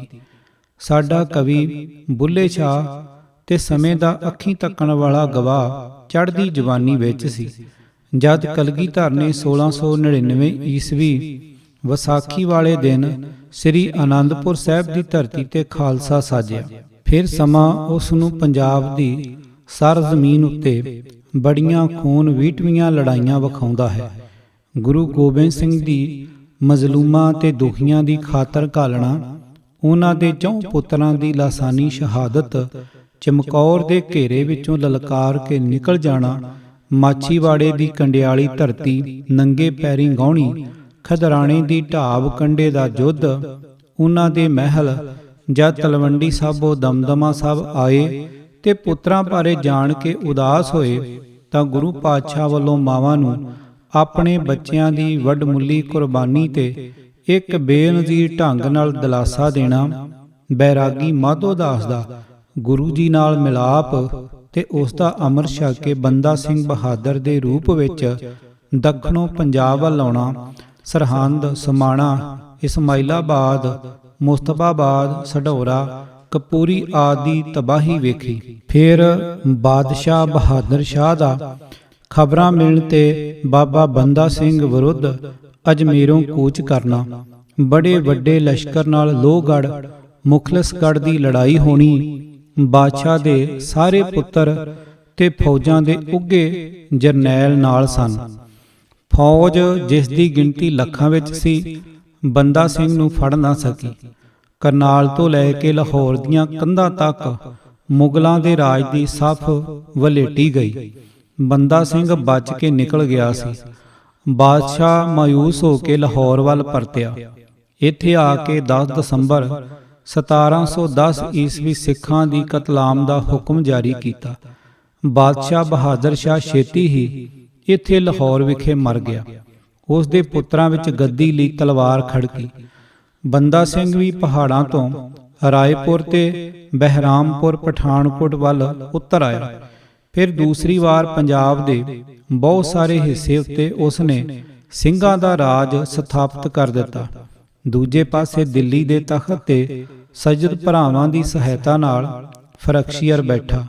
ਫਰਖਸ਼ੀਅਰ ਦੇ ਹੁਕਮਾਂ ਨਾਲ ਫਿਰ ਦੂਸਰੀ ਵਾਰ ਦਿੱਲੀ, ਲਾਹੌਰੋਂ, ਕਸ਼ਮੀਰੋਂ, ਮੁਲਤਾਨੋਂ ਮੁਗਲ ਫੌਜਾਂ ਦਾ ਬੰਦਾ ਸਿੰਘ ਵਿਰੁੱਧ ਚੜ੍ਹਨਾ ਤੇ ਲਾਹੌਰ ਲਾਗੋਂ ਲੜਾਈ ਛਿੜ ਕੇ ਗੁਰਦਾਸ ਨੰਗਲ ਦੇ ਘੇਰੇ ਤੇ ਆ ਠਹਿਰਨਾ। ਇਹ ਘੇਰਾ 8 ਮਹੀਨੇ 11 ਦਿਨ ਤੱਕ ਰਿਹਾ। ਆਖਰ ਰਸਤ ਪਾਣੀ ਖੁਣੋ ਤੇ ਅਬਦੁਲ ਸਮਦ ਖਾਨ ਦੇ ਝੂਠੇ ਵਾਅਦੇ ਕਰਕੇ ਬੰਦਾ ਸਿੰਘ ਤੇ ਉਸ ਦੇ ਸਾਥੀਆਂ ਦਾ ਫੜੇ ਜਾਣਾ, ਜਿਨ੍ਹਾਂ ਨੂੰ ਪਹਿਲਾਂ ਲਾਹੌਰ ਲਿਜਾਇਆ ਗਿਆ, ਪਿੱਛੋਂ ਦਿੱਲੀ ਲਿਜਾ ਕੇ ਸ਼ਹੀਦ ਕੀਤਾ ਗਿਆ। ਸਿੱਖਾਂ ਦੀ ਰਾਜਸੀ ਸੱਤਾ ਟੁੱਟ ਗਈ ਤੇ ਫਿਰ ਸਿੱਖਾਂ ਤੇ ਜ਼ਬਰ ਜ਼ੁਲਮ ਦੀ ਹਨੇਰੀ ਝੁੱਲਣ ਲੱਗੀ। ਲਾਹੌਰ ਨਖਾਸ ਮੰਡੀ ਵਾਲੀ ਥਾਂ ਸਿੱਖਾਂ ਨੂੰ ਚਰਖੜੀਆਂ ਉੱਤੇ ਚੜਾਉਣਾ, ਪੁੱਠੀਆਂ ਖੱਲਾਂ ਤੇ ਖੋਪਰੀਆਂ ਉਤਾਰਨੀਆਂ, ਸਿੱਖ ਬੀਬੀਆਂ ਨੂੰ ਤਸੀਹੇ ਦੇਣੇ, ਦੁੱਧ ਚੁੰਘਦੇ ਮਾਸੂਮ ਬੱਚਿਆਂ ਨੂੰ ਮਾਵਾਂ ਦੀਆਂ ਗੋਦੀਆਂ ਵਿੱਚੋਂ ਧੂ ਕੇ ਹਵਾ ਵਿੱਚ ਉਛਾਲ ਕੇ ਹੇਠਾਂ ਡਿੱਗਦਿਆਂ ਨੂੰ ਨੇਜਿਆਂ ਤੇ ਟੁੰਗਣਾ, ਫਿਰ ਟੁਕੜੇ ਟੁਕੜੇ ਕਰਕੇ ਹਾਰ ਪਰੋ ਕੇ ਮਾਵਾਂ ਦੇ ਗਲੀ ਪਾਉਣਾ। ਗਸ਼ਤੀ ਫੌਜਾਂ ਨੇ ਫਸਲਾਂ ਤੇ ਝੱਲਾਂ ਬੇਲਿਆਂ ਵਿੱਚ ਸਿੱਖਾਂ ਦੇ ਸ਼ਿਕਾਰ ਲਈ ਸ਼ਿਕਾਰੀ ਕੁੱਤਿਆਂ ਵਾਂਗ ਮਗਰ ਪੈ ਉਹਨਾਂ ਦਾ ਸ਼ਿਕਾਰ ਕਰਨਾ ਆਦ। ਇਹ ਸਭ ਖੂਨੀ ਤੇ ਰੂਹ ਕੰਬਾਊ ਨਜ਼ਾਰੇ ਸਮੇਂ ਦੇ ਦਰਪਣ ਨੇ ਸਭ ਲੋਕਾਂ ਤੇ ਸਾਈਂ ਬੁੱਲੇ ਸ਼ਾਹ ਦੀਆਂ ਅੱਖਾਂ ਅੱਗੇ ਪੇਸ਼ ਕੀਤੇ।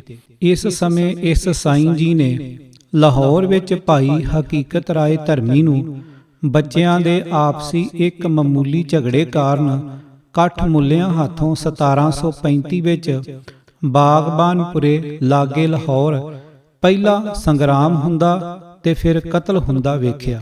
ਤੁਅੱਸਬ ਵਿੱਚ ਸੜੇ ਹੋਏ ਮੁਲਾਣਿਆਂ ਤੇ ਮੁਫਤੀਆਂ ਨੇ ਭਾਈ ਹਕੀਕਤ ਰਾਏ ਨੂੰ ਸੰਗਸਾਰ ਕਰਕੇ ਮਾਰਨ ਦਾ ਫਤਵਾ ਦਿੱਤਾ ਸੀ।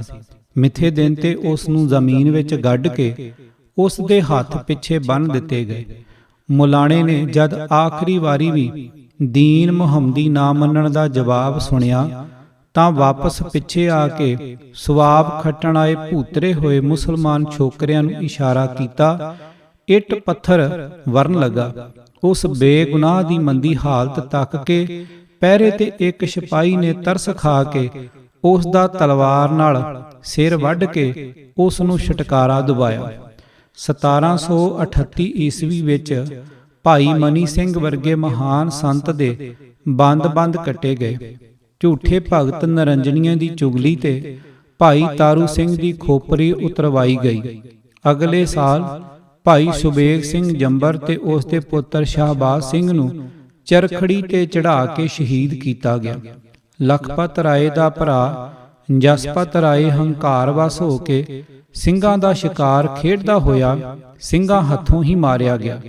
ਕ੍ਰੋਧ ਵਿੱਚ ਸੜਦੇ ਲਖਪਤ ਨੇ ਭਰਾ ਦੇ ਬਦਲੇ ਵਜੋਂ ਲਾਹੌਰ ਦੇ ਹਜ਼ਾਰਾਂ ਮਾਸੂਮ ਤੇ ਬੇਗੁਨਾਹ ਸਿੱਖ ਫੜ ਕੇ ਪਤਵੰਤਿਆਂ ਦੇ ਮਿੰਨਤਾਂ ਕਰਨ ਤੇ ਵੀ ਸੋਮਾਵਤੀ ਮੱਸਿਆ ਵਾਲੇ ਦਿਨ ਨਖਾਸ ਚੌਂਕ ਵਿਖੇ ਕਤਲ ਕਰਵਾ ਦਿੱਤੇ ਅਤੇ ਗੱਲ ਇੱਥੋਂ ਤੱਕ ਅੱਗੇ ਵਧਾਈ ਕਿ ਸ੍ਰੀ ਗੁਰੂ ਨਾਨਕ ਸਾਹਿਬ ਜੀ ਦਾ ਪੰਥ ਹੀ ਇਸ ਧਰਤੀ ਤੋਂ ਮਿਟਾ ਦੇਣ ਦਾ ਬੀੜਾ ਚੁੱਕ ਲਿਆ। ਇਸੇ ਸਬੰਧ ਵਿੱਚ 2 ਜੇਠ 1746 ਈਸਵੀ ਨੂੰ ਪਹਿਲਾ ਘੱਲੂਘਾਰਾ ਵਾਪਰਿਆ, ਜਿਸ ਦੌਰਾਨ ਸਿੱਖ ਕੌਮ ਦੇ 7000 ਸੂਰਮੇ ਕੁਝ ਦਿਨਾਂ ਵਿੱਚ ਹੀ ਮਾਰੇ ਗਏ। ਅਨੇਕਾਂ ਫੜੇ ਗਏ ਜੋ ਲਾਹੌਰ ਲਿਜਾ ਕੇ ਸ਼ਹੀਦਗੰਜ ਵਾਲੀ ਥਾਂ ਕਤਲ ਕੀਤੇ ਗਏ। ਫਿਰ ਜਦ ਮੀਰ ਮੰਨੂ ਦੀ ਸੂਬੇਦਾਰੀ ਆਈ ਤਾਂ ਸਿੰਘਾਂ ਦੇ ਘਾਣ ਹੀ ਲੱਥ ਗਏ। ਮੰਨੂ ਬੜੀ ਬੇਰਹਿਮੀ ਨਾਲ ਸਿੰਘਾਂ ਨੂੰ ਮਾਰ ਖਪਾਈ ਜਾਂਦਾ ਤੇ ਸਿੱਖ ਵੀ ਕੌੜੀ ਵੇਲ ਵਾਂਗ ਵੱਧਦੇ ਰਹੇ। ਮੰਨੂ ਨੇ ਪੂਰਾ ਤਾਣ ਲਾਇਆ ਕਿ ਸਿੱਖ ਮੁੱਕ ਜਾਣ, ਪਰ ਸਿੱਖਾਂ ਨਾ ਮੁੱਕਣਾ ਸੀ ਸੋ ਨਾ ਮੁੱਕੇ। ਪਰ ਉਹ ਆਪ ਸਿੱਖਾਂ ਨੂੰ ਮੁਕਾਉਂਦਾ ਮੁੱਕ ਗਿਆ। ਉਸ ਵੇਲੇ ਇਹ ਸ਼ਬਦ ਹਰ ਇੱਕ ਦੀ ਜ਼ੁਬਾਨ ਤੇ ਸਨ, ਮੰਨੂ ਸਾਡੀ ਦਾਤਰੀ ਅਸੀਂ ਮੰਨੂ ਦੇ ਸੋਏ, ਜਿਉਂ-ਜਿਉਂ ਸਾਨੂੰ ਵੱਢਦਾ ਅਸੀਂ ਦੂਣ ਸਵਾਏ ਹੋਏ। ਸਿੱਖਾਂ ਉੱਤੇ ਮੰਨੂ ਦੇ ਜ਼ਬਰ ਦਾ ਵਰਣਨ ਕਰਦਿਆਂ ਤਵਾਰੀਖਕਾਰ ਕਨ੍ਹਈਆ ਲਾਲ ਨੇ ਲਿਖਿਆ ਹੈ, ਮੀਰ ਮੰਨੂ ਨੇ ਪਹਾੜੀ ਰਾਜਿਆਂ ਦੇ ਨਾਮ ਹੁਕਮ ਜਾਰੀ ਕੀਤੇ ਕਿ ਆਪਣੇ ਆਪਣੇ ਇਲਾਕੇ ਵਿੱਚੋਂ ਸਿੱਖਾਂ ਨੂੰ ਫੜ ਕੇ ਉਸ ਕੋਲ ਭੇਜ ਦੇਣ। ਸੈਂਕੜੇ ਸਿੱਖ ਰੋਜ਼ ਫੜੇ ਜਾਂਦੇ ਤੇ ਲਾਹੌਰ ਭੇਜ ਦਿੱਤੇ ਜਾਂਦੇ। ਜਿੱਥੇ ਨਖਾਸ ਵਾਲੇ ਮੰਡੀ ਵਾਲੀ ਥਾਂ ਸ਼ਹੀਦਗੰਜ ਵਾਲੀ ਜਗ੍ਹਾ ਉਹਨਾਂ ਨੂੰ ਕਤਲ ਕਰ ਦਿੱਤਾ ਜਾਂਦਾ। ਬਾਦਸ਼ਾਹ ਨੇ ਨਵਾਬ ਜ਼ਕਰੀਆ ਖਾਨ ਨੂੰ ਲਾਹੌਰ ਦੇ ਨਾਜ਼ਮ ਦੀ ਪਦਵੀ ਦੇ ਕੇ ਪੰਜਾਬ ਵੱਲ ਭੇਜਿਆ। ਉਸ ਨੇ ਦੀਵਾਨ ਲਖਪਤ ਰਾਏ ਨੂੰ ਲਾਹੌਰ ਦਾ ਪ੍ਰਬੰਧਕ ਬਣਾ ਦਿੱਤਾ ਅਤੇ ਸਿੱਖਾਂ ਨੂੰ ਕਾਬੂ ਕਰਨ ਲਈ ਇੱਕ ਗਸ਼ਤੀ ਫੌਜ ਸਥਾਪਿਤ ਕੀਤੀ, ਜਿਸ ਨੂੰ ਹੁਕਮ ਦਿੱਤਾ ਕਿ ਉਹ ਸਿੱਖਾਂ ਦਾ ਪਤਾ ਲਾਵੇ ਤੇ ਉਹਨਾਂ ਨੂੰ ਫੜ ਕੇ ਲਾਹੌਰ ਭੇਜ ਦਿਆ ਕਰੇ। ਗਸ਼ਤੀ ਫੌਜਾਂ ਨੇ ਬਹੁਤ ਹੀ ਵਧੀਕੀਆਂ ਕੀਤੀਆਂ। ਮੁਖਬਰ ਤੇ ਚੁਗਲੀ ਆਪਣੀ ਕਾਰਗੁਜ਼ਾਰੀ ਵਿਖਾਉਣ ਲਈ ਬੇਦੋਸ਼ੀਆਂ ਨੂੰ ਫੜਵਾ ਦਿੰਦੇ, ਕਿਉਂ ਜੋ ਰਾਠ ਸਿੰਘ ਤਾਂ ਉਹਨਾਂ ਦੇ ਕਾਬੂ ਨਾ ਆਉਂਦੇ। ਗਸ਼ਤੀ ਫੌਜ ਵੀ ਰਾਠ ਸਿੰਘਾਂ ਤੋਂ ਬਚ ਕੇ ਹੀ ਚੱਲਦੀ। ਆਪਣੀ ਹੋਂਦ ਕਾਇਮ ਰੱਖਣ ਲਈ ਮਗਰ ਤਾਂ ਜ਼ਰੂਰ ਪੈਂਦੀ, ਪਰ ਬਚ ਕੇ। ਪਰ ਹਾਂ, ਖਾੜਕੂ ਸਿੰਘਾਂ ਦਾ ਗੁੱਸਾ ਸਧਾਰਨ ਸਿੱਖ ਘਰਾਣਿਆਂ ਤੇ ਕੱਢਦੀ, ਜੋ ਅਮਨ ਚੈਨ ਨਾਲ ਵਾਹੀ ਜੋਤੀ ਕਰਦੇ ਸਨ। ਸਿੱਖ ਹੋਣਾ ਹੀ ਉਹਨਾਂ ਦਾ ਬੜਾ ਵੱਡਾ ਦੋਸ਼ ਸੀ, ਤੇ ਜੇ ਉਤੋਂ ਮੁਖਬਰ ਲੂਤੀ ਫੂਕ ਦੇਣ ਕਿ ਇਹ ਰਾਠਾਂ ਨੂੰ ਪਨਾਹ ਦਿੰਦੇ ਹਨ ਜਾਂ ਉਹਨਾਂ ਨਾਲ ਇਹ ਕਿਸੇ ਵੀ ਕਿਸਮ ਦੀ ਸਾਂਝ ਰੱਖਦੇ ਹਨ, ਬਸ ਫਿਰ ਉਹਨਾਂ ਨੂੰ ਬਾਲ ਬੱਚੇ ਸਮੇਤ ਨਰੜ ਕੇ ਲਾਹੌਰ ਲਿਜਾ ਨਖਾਸ ਚੌਂਕ ਵਾਲੀ ਥਾਂ ਭੇਡ ਬੱਕਰੀ ਵਾਂਗ ਕੋਹ ਸੁੱਟਿਆ ਜਾਂਦਾ। ਮੁੱਛ ਫੁੱਟ ਗੱਭਰੂ ਇਸ ਜਬਰ ਵਿਰੁੱਧ ਘਰ ਘਾੜ ਛੱਡ ਅੰਮ੍ਰਿਤ ਛਕ ਕੇ ਰਾਠ ਸਿੰਘਾਂ ਦੇ ਜਥਿਆਂ ਵਿੱਚ ਰਲ ਜਾਂਦੇ ਤੇ ਮੁਗਲ ਸਰਕਾਰ ਦੇ ਜਬਰ ਵਿਰੁੱਧ ਛਾਤੀਆਂ ਤਾਣ ਕੇ ਡਟ ਜਾਂਦੇ ਤੇ ਜੂਝ ਮਰਦੇ। ਇਸ ਵੇਲੇ ਰਾਠ ਸਿੰਘਾਂ ਦੇ ਕਈ ਜਥੇ ਬਣੇ ਹੋਏ ਸਨ, ਜੋ ਮੁਗਲ ਸਰਕਾਰ ਨੂੰ ਹਿੱਕ ਦੇ ਫੋੜੇ ਵਾਂਗ ਤੜਫਾਉਂਦੇ ਸਨ। ਇਹ ਘਰ ਘਾੜ ਛੱਡੀ ਫਿਰਦੇ ਲੋਕ ਬਿਪਤਾ ਦੇ ਮੂੰਹ ਆਏ ਹੋਏ ਬੜਾ ਹੀ ਔਖਾ ਸਮਾਂ ਕੱਟ ਰਹੇ ਸਨ। ਜੰਗਲ ਬੇਲੇ ਤੇ ਪਹਾੜਾਂ ਦੀਆਂ ਖੱਡਾਂ ਇਹਨਾਂ ਦਾ ਆਸਰਾ ਸਨ। ਨਾ ਪਾਸ ਹਥਿਆਰ ਪੂਰੇ, ਨਾ ਘੋੜੇ, ਨਾ ਟਿਕਾਣਾ, ਨਾ ਕੋਈ ਢੁਕਵਾਂ ਖਾਣ ਪੀਣ ਦਾ ਪ੍ਰਬੰਧ, ਨਾ ਜ਼ਖਮਾਂ ਲਈ ਮਲਮ ਪੱਟੀ ਤੇ ਬਿਮਾਰੀ ਵੇਲੇ ਦਵਾ ਦਾਰੂ ਦੀ ਵੀ ਸੁਵਿਧਾ ਨਹੀਂ।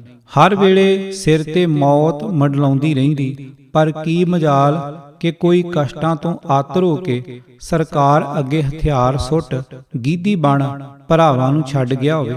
ਜਿਉਂ-ਜਿਉਂ ਮੁਗਲ ਸਰਕਾਰ ਦਾ ਜ਼ਬਰ ਵੱਧਦਾ ਜਾ ਰਿਹਾ ਸੀ, ਸਿੰਘਾਂ ਦੇ ਸੰਘਰਸ਼ ਵਿੱਚ ਉਭਾਰ ਆ ਰਿਹਾ ਸੀ। ਰਾਠ ਸਿੰਘਾਂ ਦੇ ਹੁਣ ਤੱਕ ਕਈ ਸਵਤੰਤਰ ਜਥੇ ਬਣ ਚੁੱਕੇ ਸਨ। ਇਹ ਸਾਰੇ ਦ੍ਰਿਸ਼ ਬੁੱਲੇ ਸ਼ਾਹ ਦੀ ਅੱਖੋਂ ਓਹਲੇ ਕਿਵੇਂ ਰਹਿ ਸਕਦੇ ਸਨ।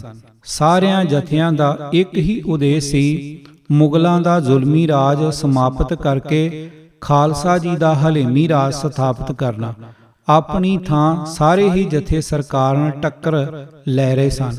ਇੱਕ ਸਾਂਝੀ ਕੇਂਦਰੀ ਜਥੇਦਾਰੀ ਦੇ ਅਧੀਨ ਨਾ ਹੋਣ ਕਰਕੇ ਸਿੰਘ ਹਕੂਮਤ ਦੀ ਤਾਕਤ ਨੂੰ ਉਹ ਸੱਟ ਨਹੀਂ ਸਨ ਮਾਰ ਰਹੇ, ਜਿਹੜੀ ਮਿੱਥੇ ਨਿਸ਼ਾਨੇ ਅਨੁਸਾਰ ਇੱਕ ਕਮਾਨ ਥੱਲੇ ਮਾਰੀ ਜਾ ਸਕਦੀ ਸੀ।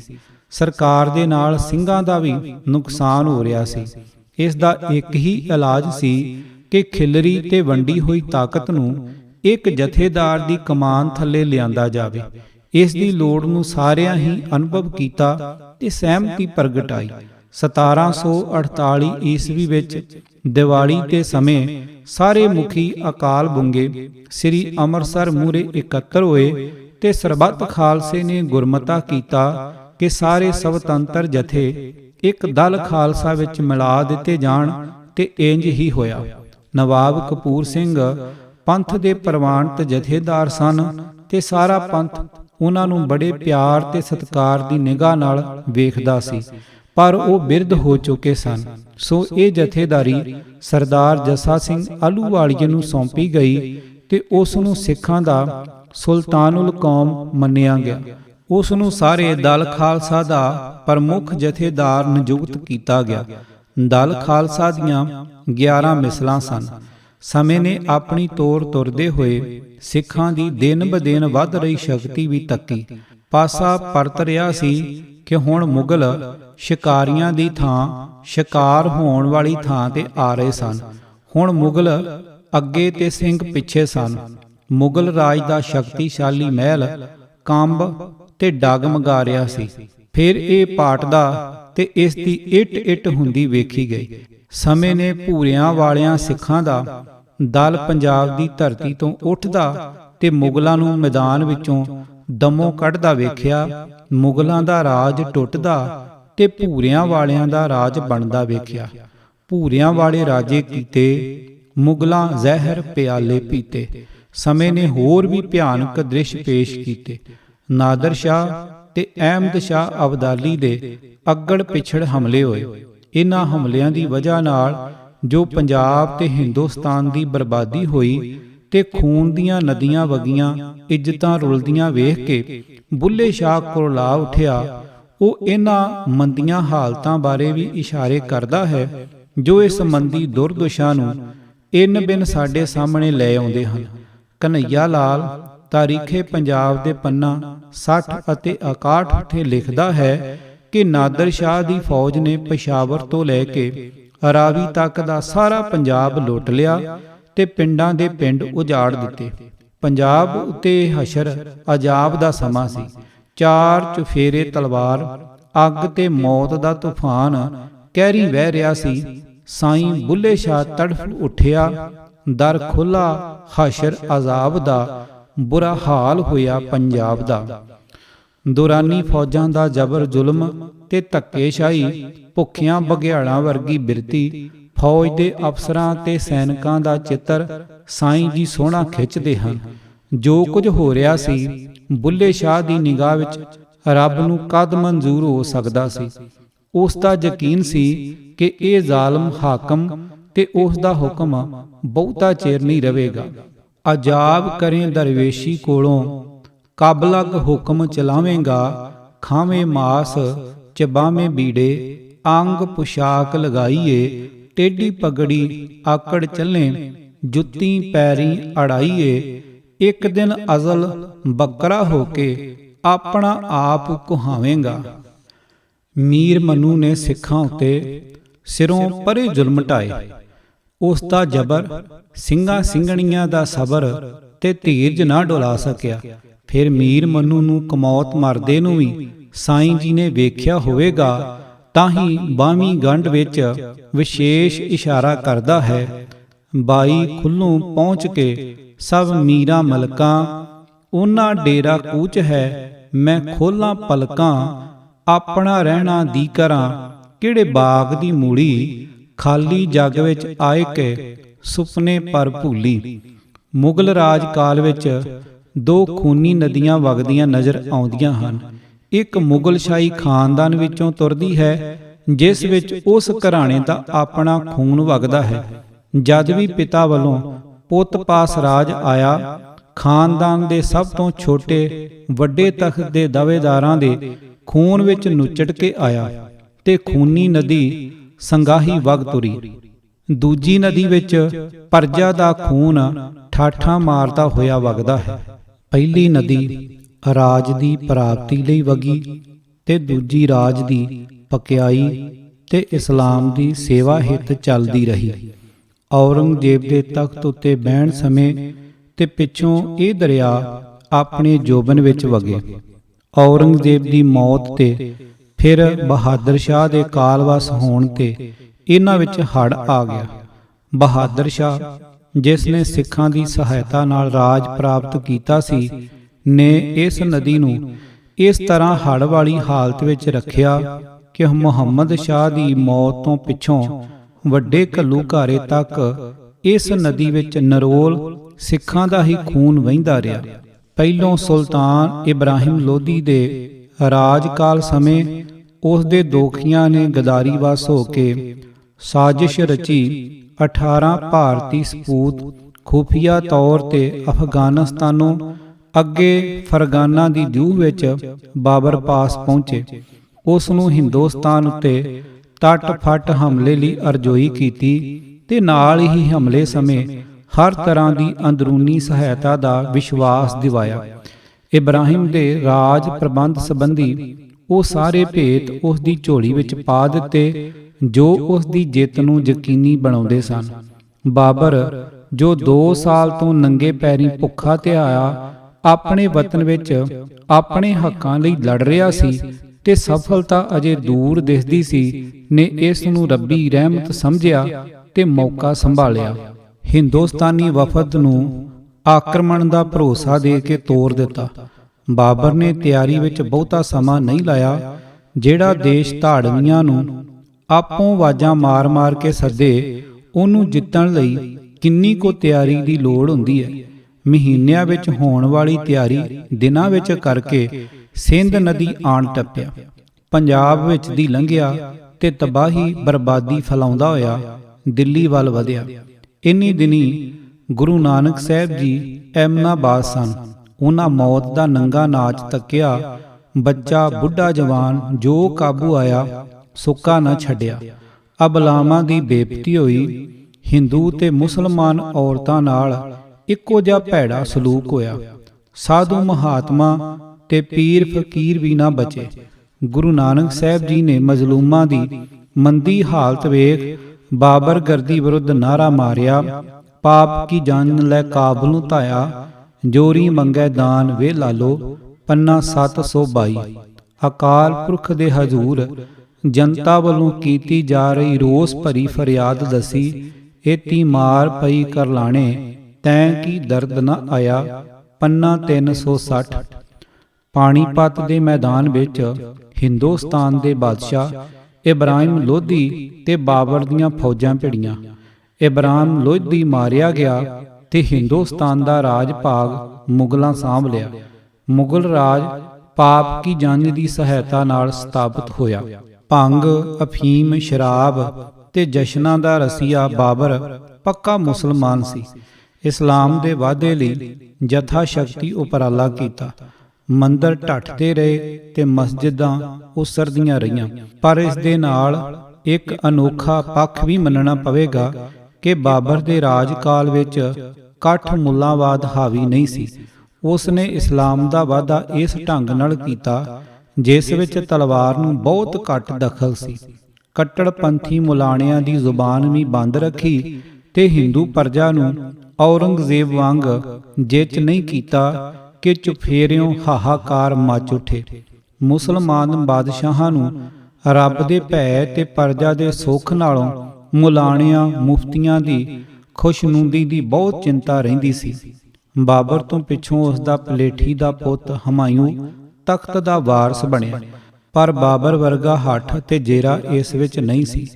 ਜਦ ਸ਼ੇਰ ਸ਼ਾਹ ਨੇ ਇਸ ਨੂੰ ਮੁਲਕੋਂ ਕੱਢ ਦਿੱਤਾ ਤਾਂ ਨੱਸਿਆ ਜਾਂਦਾ ਗੋਇੰਦਵਾਲ ਦਾ ਪੱਤਣ ਟੱਪ ਕੇ ਮੁੱਖ ਰਾਹੋਂ ਹਟ ਕੇ ਖਡੂਰ ਸਾਹਿਬ ਵੱਲ ਨੂੰ ਹੋ ਗਿਆ।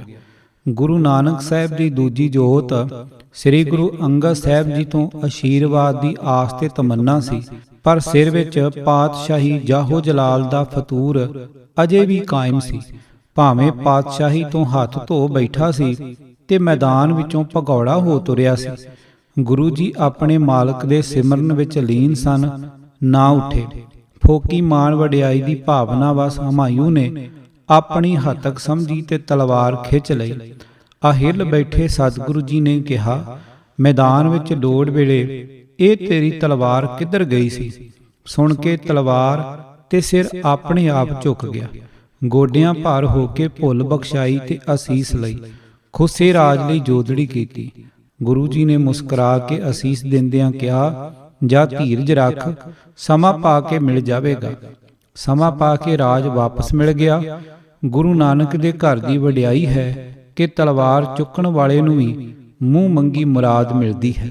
ਹਮਾਯੂੰ ਦੇ ਸਮੇਂ ਵਿੱਚ ਵੀ ਦਰਬਾਰ ਦੇ ਕਾਰ ਵਿਹਾਰ ਤੇ ਵਿਸ਼ੇਸ਼ ਅਸਰ ਸੀ।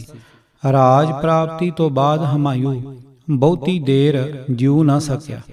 ਇੱਕ ਸ਼ਾਮ ਆਪਣੇ ਕੁਤਬਖਾਨੇ ਦੀਆਂ ਪੌੜੀਆਂ ਤੋਂ ਡਿੱਗ ਕੇ ਦਮ ਤੋੜ ਗਿਆ। ਕਿਹਾ ਜਾ ਸਕਦਾ ਹੈ ਕਿ ਇਸ ਦਾ ਸਮਾਂ ਪਰਜਾ ਵਾਸਤੇ ਦੁਖਦਾਈ ਨਹੀਂ ਸੀ। ਕੱਠ ਮੁੱਲੇ ਇਸ ਹੱਥੋਂ ਪਰਜਾ ਦਾ ਖੂਨ ਨਹੀਂ ਡੁਲਾ ਸਕੇ। ਹੁਣ ਰਾਜ ਗੱਦੀ ਤੇ ਬਾਬਰ ਦਾ ਪੋਤਾ ਅਕਬਰ ਬੈਠਾ। ਅਕਬਰ ਦਾ ਸਮਾਂ ਗੈਰ ਮੁਸਲਮਾਨਾਂ ਵਾਸਤੇ ਬਿਲਕੁਲ ਸਖਾਵਾਂ ਤੇ ਅਮਨ ਅਮਾਨ ਵਾਲਾ ਸੀ।